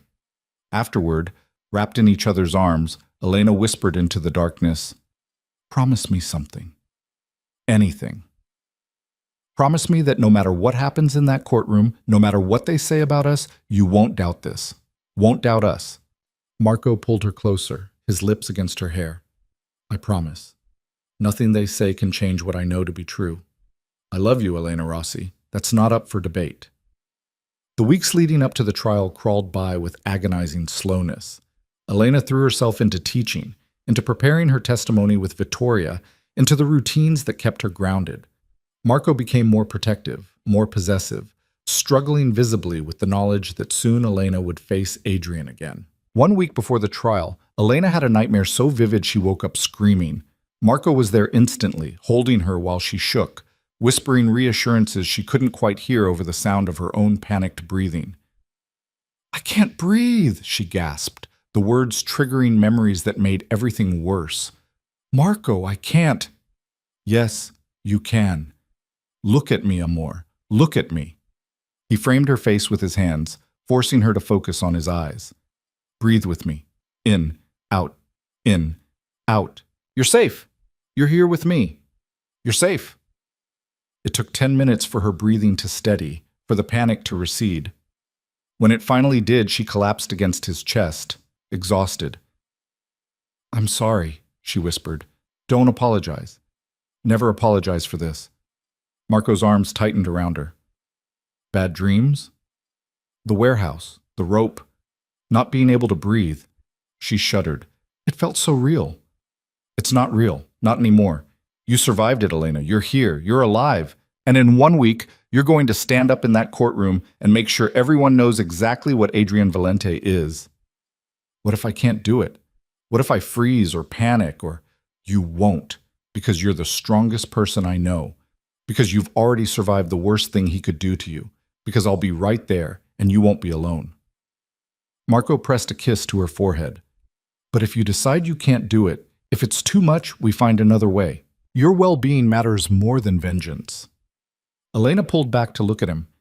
"It's not about vengeance. It's about justice. It's about making sure he can't do this to someone else." Her voice strengthened. "I can do this. I will do this. Then I'll be beside you every step of the way." They didn't sleep again that night. Instead, they talked about fears and hopes, about the future beyond the trial, about the life they wanted to build together. As dawn broke over Naples, painting the sky in shades of pink and gold, Elena felt something settle in her chest. Determination. Resolve. The absolute certainty that she would walk into that courtroom and tell her truth, no matter how painful. Because Adrian Valente had taken enough from her. He didn't get to take her voice too. The morning of the trial arrived with unseasonable rain, heavy drops battering the windows of Marco's penthouse like they were trying to break through. Elena stood in front of the mirror, adjusting the collar of her navy suit for the 3rd time, her hands trembling slightly despite her best efforts to appear calm. "Stop fidgeting," she told her reflection. "You can do this. You can." Marco appeared behind her, already dressed in a charcoal suit that made him look every inch the powerful man he was. His hands settled on her shoulders, warm and steady. "You look perfect." "I look terrified." "You look strong." He met her eyes in the mirror. "And you are strong, Elena. Stronger than Adrian ever gave you credit for." She turned to face him, smoothing down his tie even though it didn't need it. "Promise me you won't do anything reckless today. No matter what his lawyers say, no matter what Adrian does, you stay calm." Marco's jaw tightened. "I'm not making promises I might not keep." "Marco, I'll try." His hands cupped her face gently. "For you, I'll try. but if he so much as looks at you wrong, I can't guarantee my reaction. That's what he wants, to provoke you, to make you look dangerous and violent, so the jury doubts me. Elena gripped his wrists. Please, I need you there, but I need you controlled. Can you give me that? The struggle played across his face, the instinct to protect warring with the desire to give her what she needed. Finally, he exhaled slowly and nodded. I'll be on my best behavior. You have my word. Thank you. She stretched up to kiss him, drawing strength from his solid presence. Now let's go make sure justice actually happens. The courthouse was an imposing stone building in the heart of Naples, its steps already crowded with reporters despite the early hour. News of the trial had spread. The son of a prominent businessman accused of kidnapping and torturing his ex-fiancée. The involvement of Marco De Luca adding another layer of intrigue. Cameras flashed as Marco's SUV pulled up, journalists shouting questions that were lost in the rain. Ready? Santo asked from the driver's seat. Elena took a deep breath. Ready. Marco exited first, immediately positioning himself to shield her from the cameras. Santo and two other men formed a protective barrier as they moved through the crowd, Vittoria meeting them at the courthouse entrance with an umbrella and a grim expression. The media circus is worse than I expected, she said, ushering them inside. Try to ignore it. Focus on the facts, on your testimony. Nothing else matters. Inside, the courthouse hummed with activity. Lawyers conferring in hushed voices, court officers managing crowds, the general chaos of the justice system grinding forward. Vittoria led them to a private conference room where they could wait until they were called. The prosecution will call you after they establish the basic facts of the case, Vittoria explained, setting her briefcase on the table. They'll walk you through what happened chronologically. Be detailed, but concise. Show emotion when it's genuine, but don't let them see you break. Adrian's lawyers will be watching for any sign of instability they can exploit. What about cross-examination? Elena asked, her voice steadier than she felt. Expect them to be aggressive. They'll try to rattle you, to make you contradict yourself or lose your composure. Remember what we practiced. Answer only the question asked, don't volunteer information, and if you need a moment, take it. The judge will allow reasonable pauses. Marco had been silent throughout, standing by the window with his arms crossed, radiating tension. Elena went to him, slipping her hand into his. Talk to me, she said quietly. I'm trying to prepare myself to sit in that courtroom and watch you relive the worst night of your life while I do nothing. His voice was rough. Every instinct I have is screaming to get you out of here, to handle this my way. Your way ends with bodies and prison time, Elena reminded him gently. This way ends with Adrian actually facing consequences within the system. It matters, Marco. Due process matters. I know. He turned to face her fully. Doesn't mean I like it. You don't have to like it. You just have to trust me to handle it. Before he could respond, a court officer knocked on the door. Miss Rossi, they're ready for you. Elena's stomach dropped, but she forced herself to nod. Vittoria gathered her materials, and they made their way to the courtroom. Marco stayed close, his hand on the small of her back, a silent reminder that she wasn't alone. The courtroom was smaller than Elena had imagined from television, but somehow that made it more intimidating. The gallery was packed with spectators, journalists, and curious onlookers. The jury box held 12 ordinary-looking people who would decide Adrian's fate. And there, at the defense table, sat Adrian Valente himself. Elena's breath caught. She hadn't seen him since the warehouse, and the sight of him now, cleaned up in an expensive suit, his leg in a brace from where Marco's bullet had shattered his kneecap, sent ice through her veins. He looked almost normal, almost like the man she'd once believed she loved. Then he smiled at her, cold and possessive, and she remembered exactly what he was. Don't look at him, Marco murmured in her ear. Look at me. She did, finding anchor in his dark eyes, and her breathing steadied. Marco took a seat in the front row directly behind the prosecution table, positioning himself so Elena would be able to see him throughout her testimony. All rise, the bailiff called, and Judge Carla Romano entered. A severe woman in her 60s with steel gray hair and a reputation for running a tight courtroom. The proceedings began with opening statements. The prosecutor, a sharp young woman named Alessandra Conti, laid out the case methodically.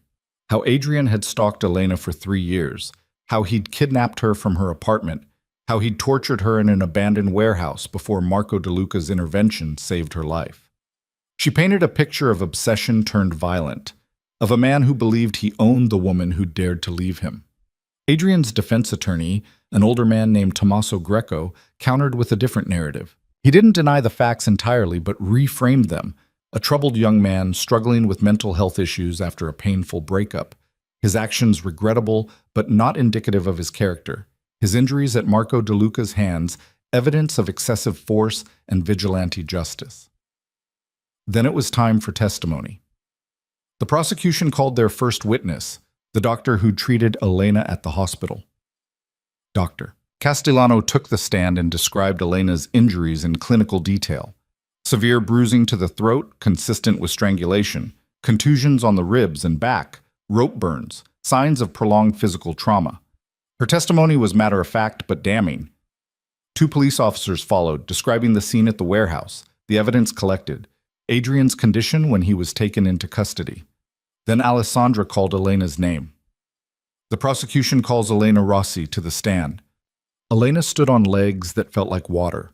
Marco caught her eye and nodded once, his expression fierce with pride and protectiveness. She walked to the witness stand, raised her right hand, and swore to tell the truth. Miss Rossi, Alessandra began gently, can you tell the court how you first met Adrian Valente? Elena took a breath and began. We met 4 years ago at a charity fundraiser. He seemed charming, interested in my work as a teacher. We started dating about a month later. And how would you describe that relationship? At first, it was wonderful. He was attentive, generous, romantic. But about 6 months in, things changed. He became possessive, jealous. He wanted to know where I was all the time, who I was with. If I didn't answer his calls immediately, he'd show up at my apartment or my school. Did this behavior escalate? Yes. He started going through my phone, my emails. He accused me of cheating constantly, even though I'd never been unfaithful. He isolated me from my friends, convinced me they were trying to turn me against him. Elena's voice remained steady, despite the memories flooding back. When I tried to end the relationship, he threatened to hurt himself. Then he threatened to hurt me. Alessandra guided her through the breakup, the 3 years of stalking that followed, the constant fear of Adrian appearing wherever Elena went. Elena described changing apartments 4 times, losing 2 jobs because Adrian's harassment made her employers uncomfortable, the police reports that went nowhere because Adrian was careful never to do anything quite actionable enough. Then you met Marco DeLuca, Alessandra said. Can you describe those circumstances? Elena's eyes found Marco in the gallery. I was leaving work late one evening when Adrian cornered me in an alley. He had a friend with him. They were drunk. Adrian grabbed me, said we were getting back together whether I liked it or not. I tried to fight him off, but her voice wavered slightly. Marco intervened. He stopped them, made Adrian leave, drove me home to make sure I was safe. And your relationship with Mr. DeLuca developed from there? Not immediately. At first, he just checked in occasionally to make sure Adrian wasn't bothering me. Then we started talking more, having coffee, getting to know each other. Elena's expression softened. I fell in love with him over months, not because he protected me, but because of who he is when we're alone. Because he sees me as an equal, not a possession. Alessandra walked her through the growing relationship, then to the night of the kidnapping. Elena's hands gripped the edge of the witness box as she described waking to find Adrian in her apartment, the chloroform-soaked cloth over her face, the terror of consciousness fading. When you woke up, where were you? In a warehouse, tied to a chair. Adrian was there with 4 other men. Elena's voice dropped, but didn't break. He said I'd rejected him for the last time, that if he couldn't have me, no one would, that he was going to make me regret choosing Marco over him. The courtroom was absolutely silent. Even the journalists had stopped scribbling. What happened then, Miss Rossi? He hurt me. Simple words for unspeakable reality. He hit me. His men held me while he asked questions about Marco, about our relationship, about whether I'd chosen a criminal over him. When I wouldn't answer the way he wanted, he tightened a rope around my throat until I couldn't breathe. Elena touched her neck unconsciously. He'd loosen it just before I passed out, then tighten it again. Over and over. He said he wanted me to understand what it felt like to lose everything. the way he'd lost me. How did you escape? I didn't. I managed to send a text to Marco with my location. Then I waited, praying he'd find me in time. Elena's eyes were bright with unshed tears, but her voice remained controlled. Marco came. He and his men stormed the warehouse. Marco shot Adrian in the leg to make him release the rope. Then he carried me out and took me to the hospital.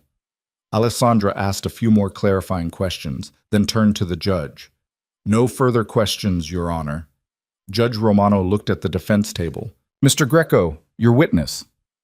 Tommaso Greco stood, and Elena braced herself. The defense attorney approached with a sympathetic expression that didn't reach his eyes. Miss Rossi, I'm sorry for what you experienced, truly, but I need to ask some difficult questions. His tone was gentle, almost grandfatherly. You mentioned that Adrian became possessive early in your relationship. Why didn't you end things then? Elena paused, collecting her thoughts. I thought I could help him, that if I was patient, if I loved him enough, he'd get better. It's a common trap in abusive relationships. Abusive relationships, Greco repeated. You've used that term several times. Did Adrian ever hit you before the night in question? Not physically, strike me, no, but abuse isn't just physical. He was emotionally and psychologically abusive for years. I see. And after you ended the relationship, you claim he stalked you for 3 years. But you never obtained a restraining order, correct? I tried, twice. Both times the judges said there wasn't enough evidence of immediate threat. Interesting. Greco consulted his notes. Now, you met Marco DeLuca when he intervened in an altercation with Adrian. Mr. DeLuca is known to law enforcement as the head of a significant criminal organization. Didn't it concern you to become involved with such a man? Elena kept her voice level. I'm aware of Marco's reputation. I'm also aware that he's never been convicted of any crime, and that he treats me with respect and kindness. Respect and kindness, Greco echoed. Miss Rossi, isn't it possible that you saw an opportunity? A powerful man who could protect you from Adrian, provide for you in ways a teacher's salary never could?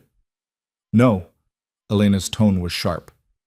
I have my own career, my own income. I didn't need Marco's money or protection. I chose him because I love him. But you do accept his protection now, don't you?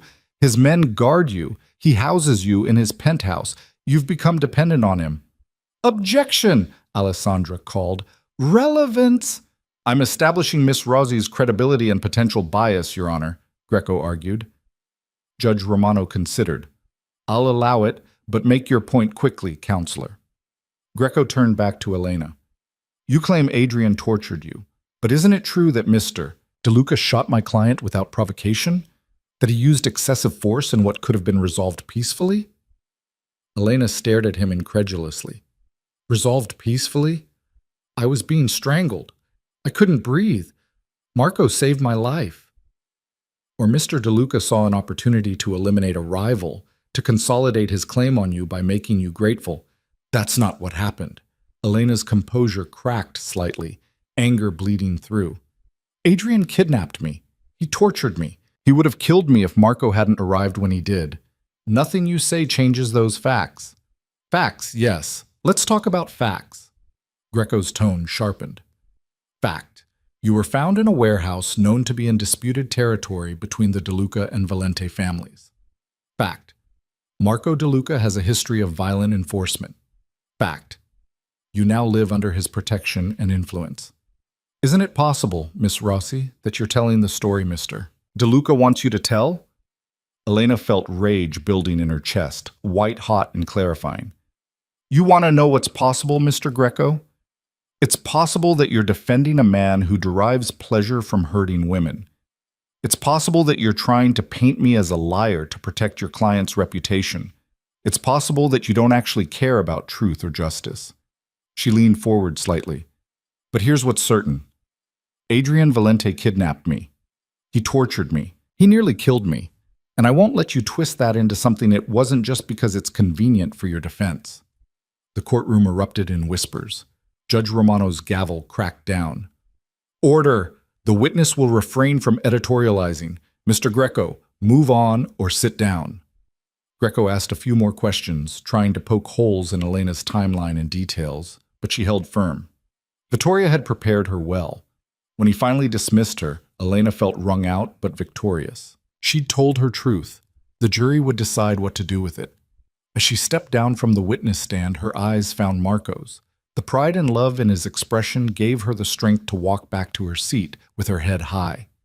The trial continued with more witnesses, neighbors who'd heard the commotion at Elena's apartment, forensic experts who confirmed the evidence of torture, even one of Adrian's own men who'd been offered immunity in exchange for testimony. He described Adrian's obsession with Elena, the planning that went into the kidnapping, the cold calculation with which Adrian had hurt her.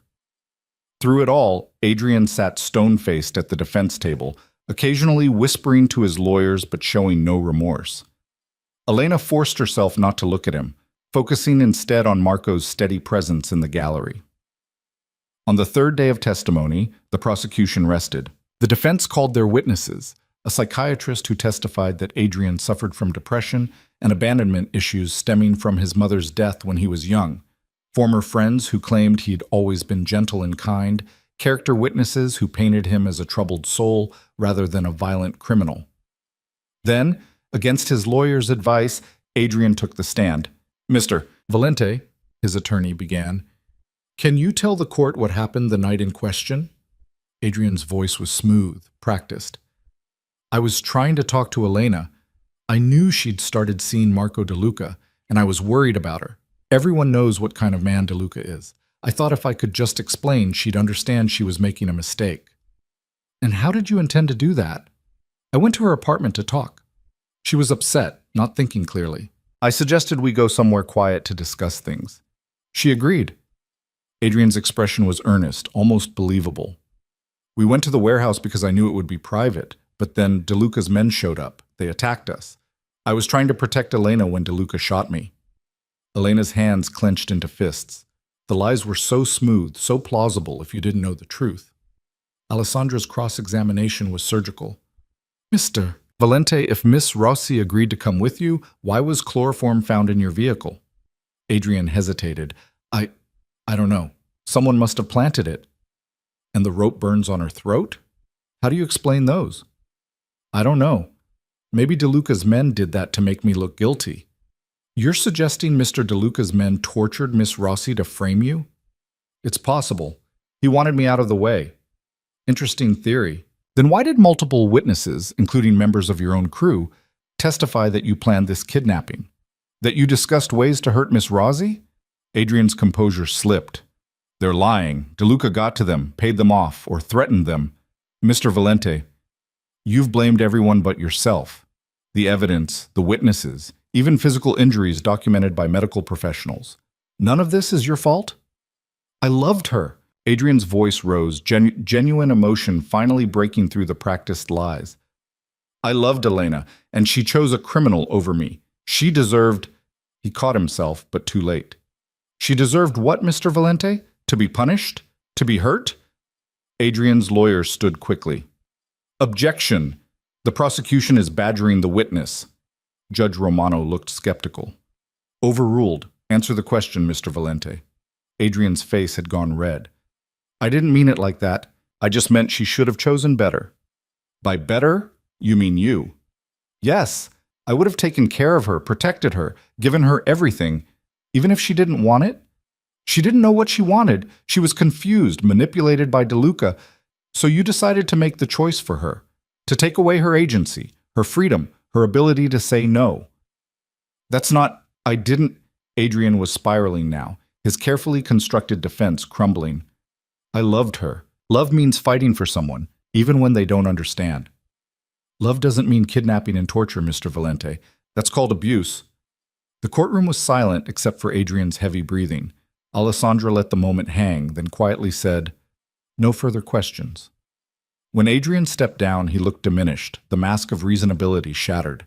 Elena felt something release in her chest, the fear that somehow his lies would be believed, that charm and money would let him escape consequences again. Closing arguments came the next day. Alessandra was passionate and precise, laying out the evidence piece by piece, destroying Adrian's defense with facts and testimony. Greco tried to salvage his client's case, leaning hard on reasonable doubt and the complications of Marco's involvement, but even he seemed to know it was a losing battle. The jury deliberated for 6 hours. Elena waited in the conference room with Marco, Vittoria, and Santo, unable to eat or focus on anything. Marco held her hand the entire time, his thumb tracing circles on her palm. "Whatever happens," he said quietly, "you did everything right. You were brave and honest and strong. I'm so proud of you." "What if they don't believe me? What if he walks free?" "Then we handle it differently." Marco's voice was dark. "But I don't think that's going to happen, Amor. The jury saw who he really is." When the call came that the jury had reached a verdict, Elena's heart hammered against her ribs. They filed back into the courtroom, taking their seats as Judge Romano called for order. "Has the jury reached a verdict?" she asked. The foreman, a middle-aged man with kind eyes, stood. "We have, Your Honor." "On the charge of kidnapping, how do you find?" "Guilty." "On the charge of aggravated assault?" "Guilty." "On the charge of attempted murder?" "Guilty." The words seemed to echo through the courtroom. Elena felt tears streaming down her face, relief so intense it was almost painful. Behind her, Marco's hand squeezed her shoulder. Adrian's face had gone white. His lawyers were already preparing appeals paperwork, but Judge Romano wasn't finished. "Mr. Valente, you will remain in custody pending sentencing. Given the severity of these crimes and your family's resources, I consider you a flight risk. Bail is denied." She struck her gavel. "Court is adjourned." As the courtroom erupted into noise, journalists rushing for the exits, spectators reacting, bailiffs moving to take Adrian into custody, Elena turned to Marco. He pulled her into his arms, holding her tightly while she shook with relief and tears. "It's over," he murmured into her hair. "It's finally over, Amore. You did it. You won." "We won," she corrected, pulling back to look at him. "I couldn't have done this without you." Vittoria approached, her professional composure cracked by a genuine smile. "Congratulations, Elena. That was one of the strongest testimonies I've ever seen. The jury believed you completely." Outside the courthouse, the media circus was in full force. Cameras flashed as Vittoria made a brief statement about justice being served and Elena's courage in testifying. Elena stood beside her, Marco's hand on the small of her back, and faced the cameras without fear. This was her victory. Her moment of reclaiming the narrative Adrian had tried to control. When a reporter shouted a question about her relationship with Marco, she answered clearly. "Marco De Luca is the man I love. He saved my life, yes, but more importantly, he's shown me what it means to be truly valued and respected. I make my own choices, and I choose him." The ride back to the penthouse was quiet, both of them processing the weight of what had just happened. When they finally reached the privacy of Marco's home, Elena kicked off her heels and sank onto the sofa with a long exhale. "I can't believe it's actually over." Marco poured them both wine, settling beside her. "Sentencing is in 3 weeks, but yes, the hard part is done. Adrian will spend the next decade, minimum, in prison." "Good." Elena accepted the wine glass, taking a long sip. "He can't hurt anyone else now." They sat in comfortable silence for a while, the tension of the past months finally beginning to drain away. Then Marco set down his glass and turned to face her. "Elena, there's something I need to say. Something I've been thinking about since the trial started." "Okay." She set down her own glass, giving him her full attention. "Watching you in that courtroom, seeing your strength and courage, it made me realize something. You deserve better than what I can offer you. You deserve a normal life free from the complications of my world. You deserve someone who can give you safety without armed guards, love without the constant shadow of violence." Marco's voice was rough with emotion. "I love you enough to let you go if that's what's best for you." Elena stared at him for a long moment. Then to his surprise, she laughed. "Marco De Luca, you're an idiot." "What? Did you miss the part where I publicly declared my love for you on the courthouse steps? Where I told a room full of people, including a defense attorney trying to tear me apart, that I chose you?" She cupped his face in her hands. "I don't want normal. I don't want safe and boring and predictable. I want you, all of you, the dangerous parts and the gentle parts and everything in between." "Elena, no, listen to me. I know who you are. I know what you do. I'm not naive or blinded by love or whatever Adrian's lawyer tried to suggest. I'm a grown woman making an informed choice." Her eyes were fierce. I choose you, Marco. Every day I choose you, so stop trying to be noble and push me away for my own good. Marco's throat worked. I'm terrified of losing you, of my world destroying you the way it destroyed my mother. Your mother didn't have a choice about the life she married into. I do. And I choose this. I choose us. Elena's voice softened. Trust me to know my own mind. Trust that I'm strong enough to handle whatever comes. For a moment, Marco just looked at her, his dark eyes searching hers for any hint of doubt or fear.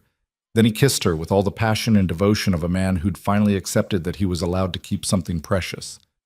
When they finally broke apart, both breathing heavily, Marco rested his forehead against hers. I love you, Elena Rossi, more than I thought I was capable of loving anyone. I love you too. Now promise me you'll stop trying to sacrifice our happiness for some misguided sense of honor. I promise.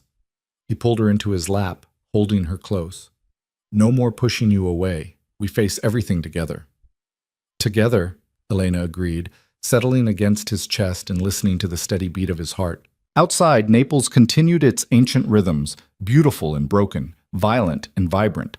A city of contradictions, just like the man who held her. And for the first time since that terrifying night in the warehouse, Elena felt truly free. Free from fear. Free from Adrian's shadow. Free to build a future on her own terms with the man she loved. The trial was over, justice had been served, and their real life together was just beginning. 3 weeks after the verdict, Elena woke to find Marco's side of the bed empty. The morning sun streaming through the windows told her it was later than usual, nearly 9 o'clock. She'd slept deeply for the first time in months, dreamless and peaceful, the weight of the trial finally lifting from her shoulders. She found him on the terrace, coffee in hand, staring out at the Naples skyline with an expression she'd learned to recognize. He was thinking, planning, wrestling with decisions that would affect more than just the two of them. You're brooding, she said, sliding her arms around his waist from behind. Marco turned, pulling her against his chest. Not brooding, considering. Considering what? The future. What comes next? He pressed a kiss to the top of her head. Adrian's sentencing is this afternoon, 15 years minimum, according to Vittoria. After that, we can finally close this chapter. Elena nodded against his chest. And open a new one. That's what I've been thinking about. Marco pulled back to look at her. What do you want, Elena? Really want? Not what you think I want to hear, not what seems practical. If you could build any life for yourself, what would it look like? She considered the question seriously, looking out at the city spread before them. I want to keep teaching. Those kids need consistency, and I love the work, but I also want more. Maybe my own school someday, focused on students who fall through the cracks of the traditional system. She met his eyes. I want a home with you. Not just your penthouse or your villa, but our place. Somewhere that belongs to both of us. And eventually, I want a family. Children who grow up knowing they're loved unconditionally. Marco's expression was unreadable. Children. Does that scare you? Terrifies me, he admitted. The idea of bringing innocence into my world, of them paying for my sins. He stopped, jaw tight. But the idea of building that life with you, that's the only thing that's ever made the fear worth it. Elena's heart swelled. So we're doing this? Really doing this? If you'll have me. Marco reached into his pocket and pulled out a small velvet box. Elena's breath caught as he opened it, revealing a ring. A simple platinum band with a single diamond that caught the morning light. Elena Rossi, will you marry me? Will you build this complicated, messy, beautiful life with me? Tears spilled down her cheeks as she nodded.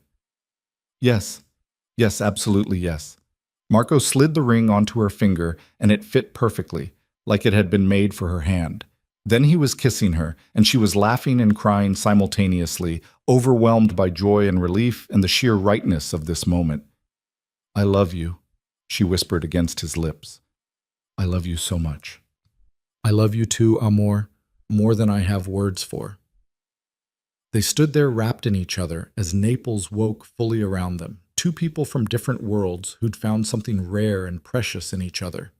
The road ahead wouldn't be easy. Marco's world carried dangers that wouldn't disappear just because they wanted them to. But they would face it together, and that made all the difference. The sentencing hearing that afternoon was anticlimactic compared to the trial. Adrian stood before Judge Romano, his expensive suit unable to hide how much he'd diminished in the weeks since the verdict. The arrogance had been replaced by something smaller, more desperate. Adrian Valente, Judge Romano said, her voice carrying the weight of authority, you have been found guilty of kidnapping, aggravated assault, and attempted murder. These are serious crimes that caused immeasurable harm to Miss Rossi. Before I pass sentence, do you have anything to say? Adrian's lawyer had clearly coached him, but when he spoke, the words came out stilted and insincere. I regret my actions. I was not in my right mind. I hope Miss Rossi can someday forgive me. Elena, sitting beside Marco in the gallery, felt nothing at those words. No satisfaction, no anger, just a vague sense of pity for a man so consumed by his own obsession that he destroyed his life over it. Judge Romano's expression suggested she was similarly unimpressed. Mr. Valente, your actions were not those of a man temporarily insane with grief. They were calculated, cruel, and designed to terrorize. You have shown no genuine remorse, only regret at facing consequences. She consulted her notes. I hereby sentence you to 18 years in prison on the kidnapping charge, 15 years on the assault charge, and 20 years on the attempted murder charge, to be served consecutively. That is a total of 53 years. With good behavior, you may be eligible for parole in 30 years. The number hit like a physical blow. 53 years. Adrian would be in his 80s before he had any chance of freedom. His face went ashen, and for the first time, Elena saw genuine fear in his eyes. Furthermore, Judge Romano continued, upon your eventual release, you will be permanently barred from any contact with Miss Rossi or her family. Violation of this order will result in immediate reincarceration. Do you understand? Yes, Your Honor. Adrian's voice was barely audible. As the bailiffs led him away, Adrian's eyes found Elena one last time. She held his gaze steadily, refusing to look away or show fear. This was the last time she would ever have to see his face, the last time she would think of him as anything more than a mistake she'd survived. Then he was gone, and Elena exhaled a breath she hadn't realized she'd been holding. Outside the courthouse, they faced a smaller crowd of reporters. Vittoria made a brief statement about justice being served and thanked the court for taking violence against women seriously. When Elena was asked if she had anything to add, she stepped forward. 3 years ago, I left an abusive relationship because I believed I deserved better. For a long time, Adrian Valente tried to convince me I was wrong, that I belonged to him, that my choices didn't matter. Today's sentence confirms what I've always known, that no one has the right to control another person through fear and violence. I hope my case encourages other survivors to speak up, to testify, to believe that justice is possible. She glanced at Marco, who stood slightly behind her, his presence a steady anchor. And I hope it reminds everyone that healing is possible too, that surviving trauma doesn't mean living in fear forever. It means choosing to build something better. The reporters erupted with questions about her engagement. The ring on her finger hadn't gone unnoticed. But Vittoria smoothly ended the press conference, and Marco's security efficiently cleared a path to the waiting SUV. Once they were safely inside, Elena sagged against the seat. Is it really over? Finally, actually over? It's over, Marco confirmed, taking her hand. Adrian is going to prison for longer than you've been alive. He'll never hurt you again. I know, I keep waiting for the other shoe to drop, for something else to go wrong. Marco turned to face her fully. Elena, I can't promise that life will be easy from here. My world has complications, and there will be challenges. But I can promise that you'll never face them alone. That I'll spend every day for the rest of my life making sure you're protected, cherished, and free to be exactly who you are. Even when I'm difficult? Especially then. His smile was genuine, warm. Your stubbornness is one of my favorite things about you. Elena laughed, some of the tension finally releasing. Good, because I don't plan on becoming docile anytime soon. That evening, Marco took her to the villa on the coast, the place where she'd healed after the warehouse, where they'd first truly committed to building a life together. Maria had prepared a celebration dinner, and Paolo had outdone himself with a menu that made Elena's mouth water.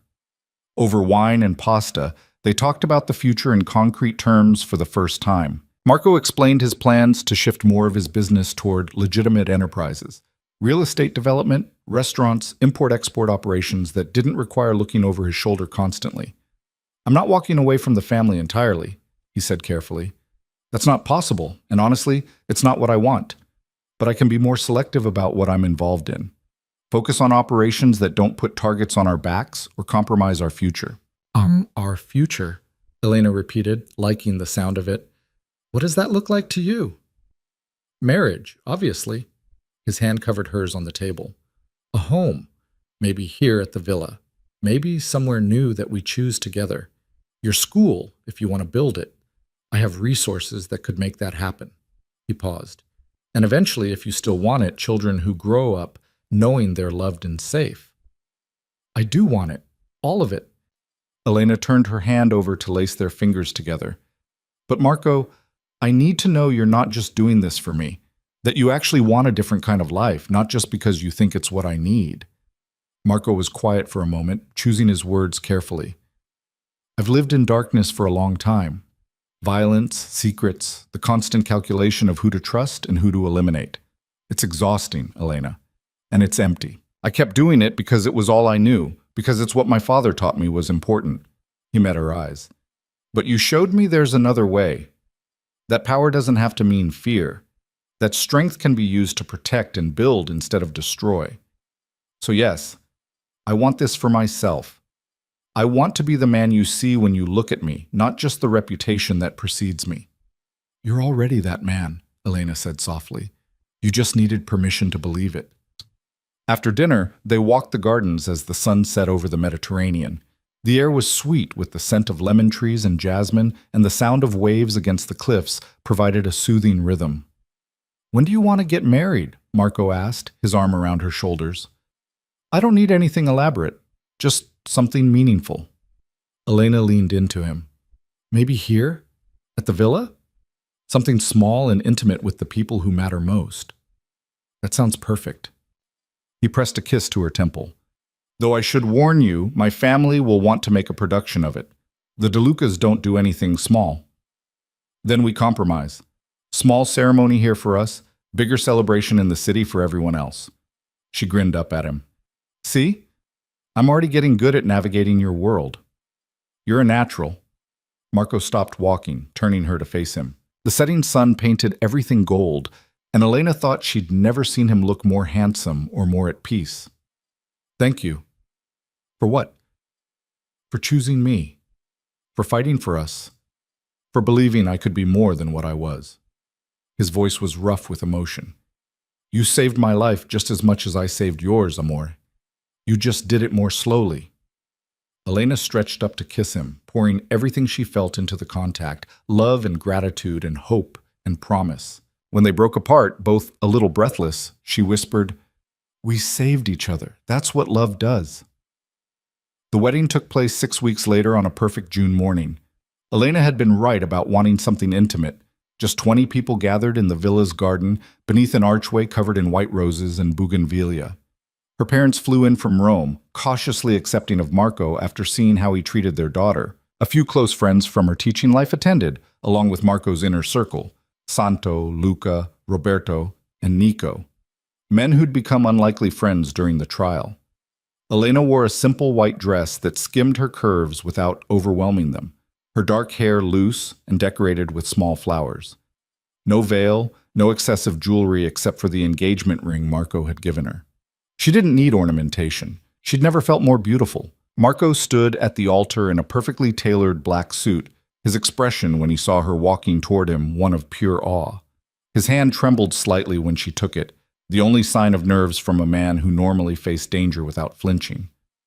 The ceremony was brief and meaningful. No religious elements, just simple vows they'd written themselves about partnership and trust, about choosing each other every day, about building something worthy of the love they'd found in unlikely circumstances.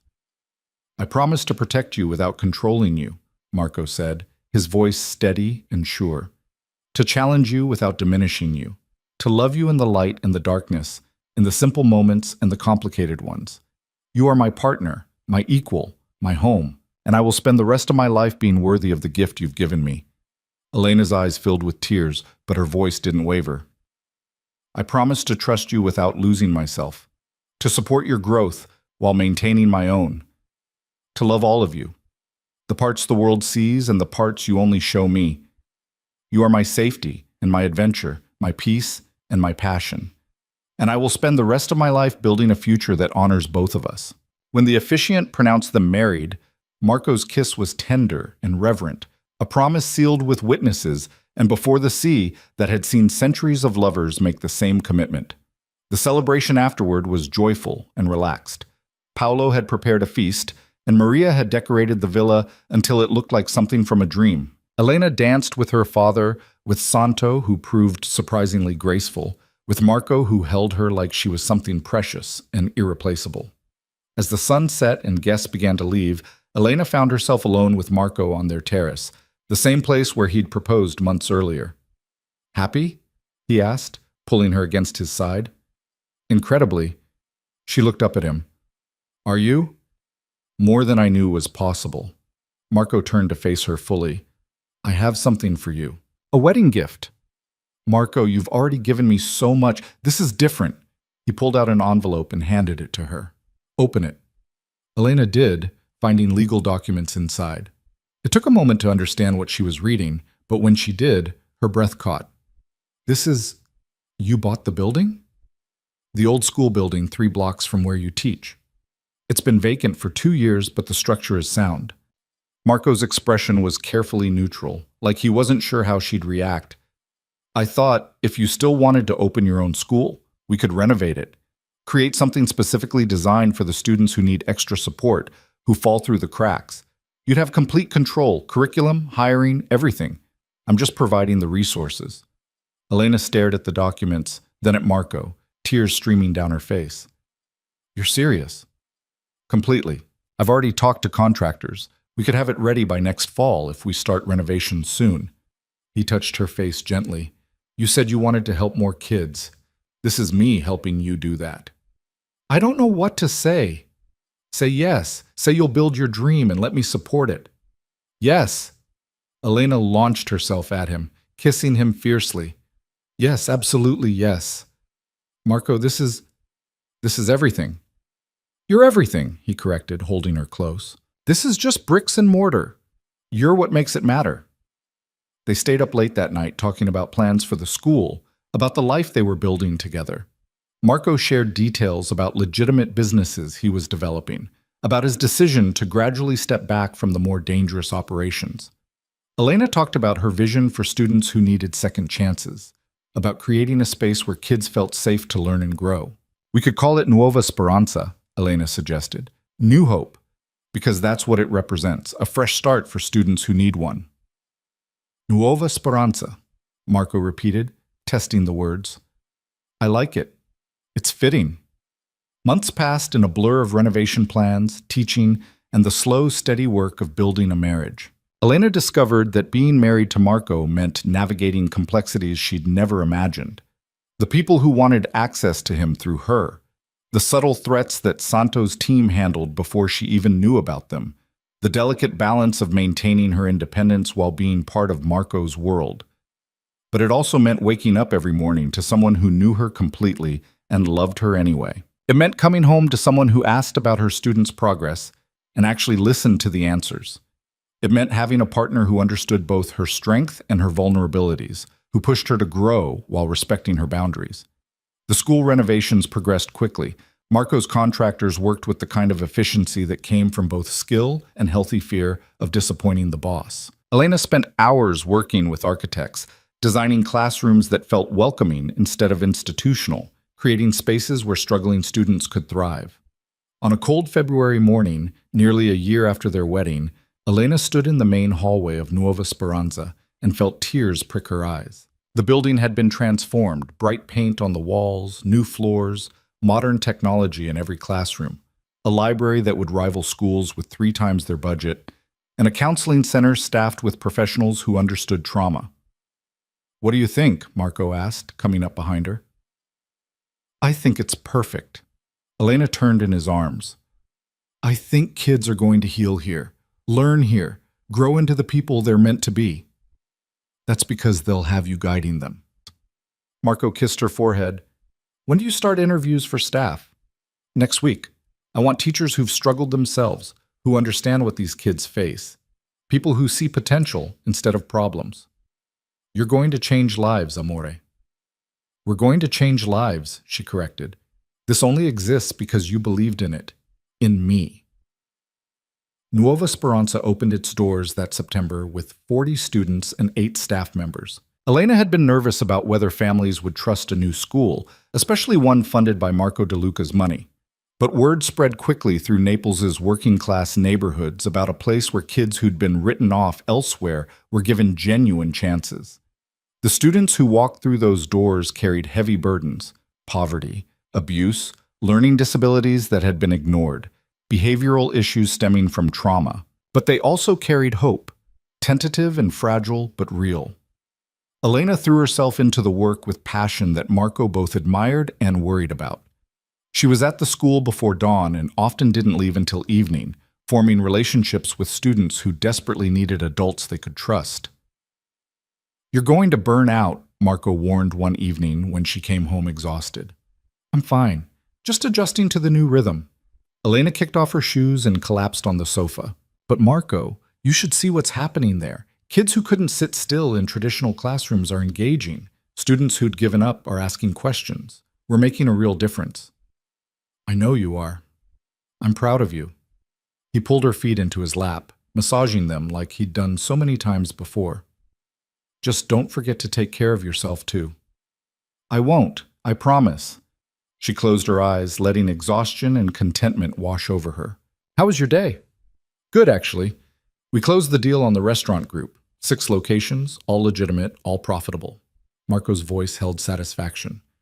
"Santo's going to run operations. It's exactly the kind of business I want to be focusing on." "Look at us, being responsible adults." Elena opened one eye to grin at him. "Who would have thought?" "Certainly not me a year ago." Marco's expression softened. "You've changed my entire life, you know that? You've changed mine too, for the better." They sat in comfortable silence for a while, the kind that only came from deep familiarity and trust. Then Marco said carefully, "Elena, there's something I want to discuss with you." She sat up, reading the seriousness in his tone. "Okay. We've talked about children, about wanting a family eventually." He took her hand. "I know you're busy with the school, and I don't want to pressure you, but I've been thinking that maybe, if you're ready, we could start trying." Elena's heart skipped. They'd discussed this theoretically, but hearing Marco say it now, seeing the hope and vulnerability in his eyes, made it real. "You're sure? You're ready to be a father?" "I'm terrified," he admitted. "But I'm also more sure of this than I've been of anything except marrying you. I want to build this family with you, amore. I want to see you grow our child. I want to teach them about honor and strength and how to love without conditions." He paused. "But only if you want it too. Only if it's right for you." Elena thought about it seriously. The timing, the logistics, the reality of bringing a child into their complicated world. But beneath all the practical concerns was a deep, certain knowing. "I want it. I want to build this family with you." Marco's smile was brilliant and genuine, the kind that transformed his whole face. "Yeah? Yeah?" Elena laughed, throwing her arms around his neck. "Let's make a baby, Marco De Luca. Best idea you've ever had." They didn't conceive immediately, and Elena was grateful for the time it gave her to prepare mentally and emotionally. She hired an assistant principal for Nuova Speranza, someone she trusted to share the load. She worked with Vittoria to set up legal protections for their future children, ensuring they'd be shielded from the worst aspects of Marco's former life. 4 months later, Elena stared at a positive pregnancy test in the villa's bathroom, her hands shaking. Marco was in the city dealing with business, not expected back until evening. She could call him, tell him over the phone. But this moment felt too important for distance. She drove into Naples herself, the security team following discreetly, and showed up at Marco's office unannounced. His secretary tried to stop her, but Elena waved her off. "It's okay, Gina. He'll want to see me." Marco was in a meeting with Santo and 2 other men when she entered. He looked up, concern immediate on his face. "Elena, what's wrong?" "Nothing's wrong. Can we talk? Privately?" He dismissed everyone without hesitation, closing the door behind them. Amore, you're pale. What happened? Elena pulled the test from her purse and held it out. For a moment, Marco just stared at it, not understanding. Then comprehension dawned and his eyes went wide. You're pregnant? We're pregnant. She searched his face for his reaction, holding her breath. Marco crossed to her in 3 strides, pulling her into his arms and lifting her off the ground, spinning her gently before setting her down with careful reverence. We're having a baby. We're having a baby, Elena confirmed, laughing and crying simultaneously. Marco dropped to his knees, his hands spanning her still flat stomach, his forehead pressed against it. A baby, he whispered, his voice thick. Our baby. Elena's hands threaded through his hair, holding him close. Are you happy? He looked up at her, tears shining in his eyes, the first time she'd ever seen him cry. I didn't know I could be this happy. I didn't know this kind of joy existed. The pregnancy was smooth, though Elena suffered from exhaustion that made her first trimester a blur. Marco became impossibly more protective, hovering until Elena had to remind him she was pregnant, not fragile. You're carrying our child, he'd argue. That makes you both precious and fragile. I'm carrying our very sturdy child, Elena would counter. Stop treating me like I might break. But she secretly loved his protectiveness, the way his hand always found her growing belly, the way he talked to their baby every night before sleep. Nuova Speranza continued to thrive under her assistant principal's capable management. Elena still taught 2 classes and handled major decisions, but she'd learned to delegate, to trust her team. 7 months into the pregnancy, Elena was in her office at the school when one of her students, a teenage boy named Matteo, who'd been expelled from 3 other schools for fighting, knocked on her door. Miss Elena, can I talk to you? Of course, Matteo. Come in. The boy sat down, fidgeting with his hands. I heard you're having a baby. I am. Elena smiled, touching her very prominent belly. In about 2 months. That's good. Matteo looked up, his eyes suspiciously bright. I just wanted to say thank you for not giving up on me, for believing I could be better than what everyone said I was. Elena felt her own eyes sting. You are better, Matteo. You're smart and capable and kind. You just needed someone to see that. My mom said this school saved my life, that if I'd stayed where I was, I'd probably be in jail by now. He swallowed hard.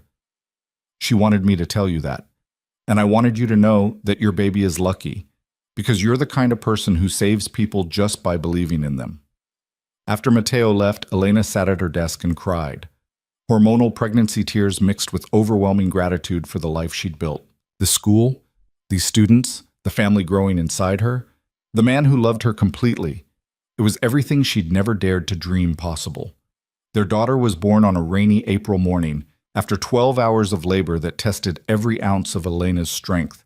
Marco stayed beside her the entire time, letting her squeeze his hand hard enough to bruise, murmuring encouragement and love. When the doctor finally placed their daughter in Elena's arms, the world seemed to stop. She was tiny and perfect, with a shock of dark hair and eyes that would probably turn brown like her mother's. She's beautiful, Marco breathed, his finger touching their daughter's tiny hand. She gripped it instinctively, and his expression crumbled. She's perfect. What should we name her? Elena asked softly. They discussed names but never decided. Now, looking at their daughter's face, Marco said, Sophia, after my mother, if that's okay with you. Sophia. Elena tested the name, smiling. Sofia De Luca. It's perfect. The first weeks with Sophia were a blur of sleepless nights and overwhelming love. Marco proved to be a devoted father, taking night feedings when he could, changing diapers without complaint, staring at his daughter like she was the greatest miracle he'd ever witnessed. I can't believe she's ours, he'd say, holding Sophia against his chest while she slept. Believe it, Elena would reply, photographing them together because the sight of Naples's most feared man cradling his infant daughter with infinite gentleness was something she never wanted to forget. When Sophia was 3 months old, Elena returned to Nuova Speranza part-time, bringing the baby with her. The students were enchanted, the staff supportive, and Elena discovered she could balance motherhood and her calling. On Sophia's first birthday, they threw a party at the villa, small and intimate like their wedding, with people who genuinely loved them.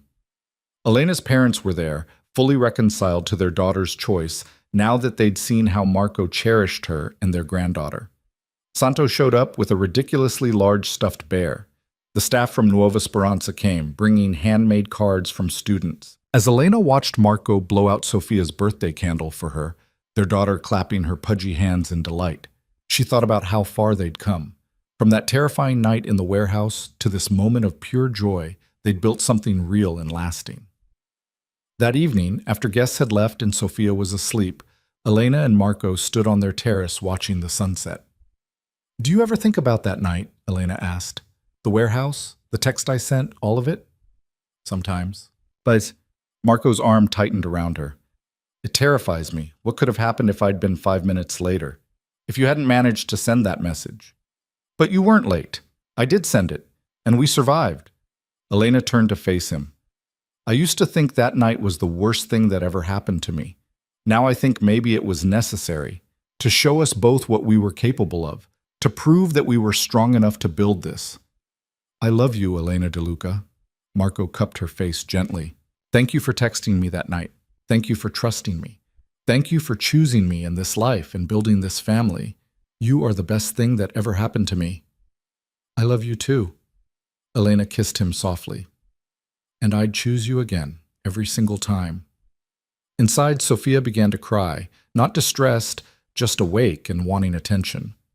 They went to her together, Marco lifting their daughter from her crib, while Elena hummed the lullaby that always soothed her. Standing there in the nursery, the three of them together, Elena felt complete. The scars from her past had healed into stories of survival. The fear Adrian had planted in her had been replaced by the certainty of being loved and protected without being controlled. Marco had transformed too, from a man who ruled through fear into someone who led with wisdom, who used his power to build instead of destroy, who discovered that true strength meant being vulnerable with the right person. Years later, when Sofia was old enough to ask how her parents met, they would tell her an edited version, that her father had helped her mother escape a dangerous situation, that they'd fallen in love slowly and built a life together through trust and commitment. When she was older still, they would tell her the fuller truth, that sometimes people came from darkness but chose to walk toward light, that survival was possible even after terrible things, that love could be both the reason to fight and the reward for fighting. But for now, on this perfect evening, with their daughter drowsy in Marco's arms, and the Mediterranean breeze carrying the scent of lemons and salt, the future stretched before them full of possibility. Elena had learned to breathe again after believing she never would. Marco had learned to hope again after years of living in calculated cynicism. Together they'd built something neither could have created alone, a family founded on choice and respect, a love that had survived the worst and emerged stronger. The message Elena had sent that terrifying night, "I can't breathe," had been a plea for rescue. But it had also been the beginning of something neither of them expected. A love story born from violence but sustained by gentleness. A partnership between two strong people who made each other stronger. As Sofia fell asleep in her father's arms, Elena rested her head on Marco's shoulder and smiled. She could breathe now. They both could, and they would spend the rest of their lives building a future worthy of the second chance they'd fought so hard to earn. The most dangerous man in Naples and the school teacher who'd changed him. The survivor who'd refused to stay a victim, and the protector who'd learned that real strength meant choosing mercy. Together, they'd found something more valuable than power or safety or revenge. They'd found home in each other, and that was worth everything they'd endured to get there.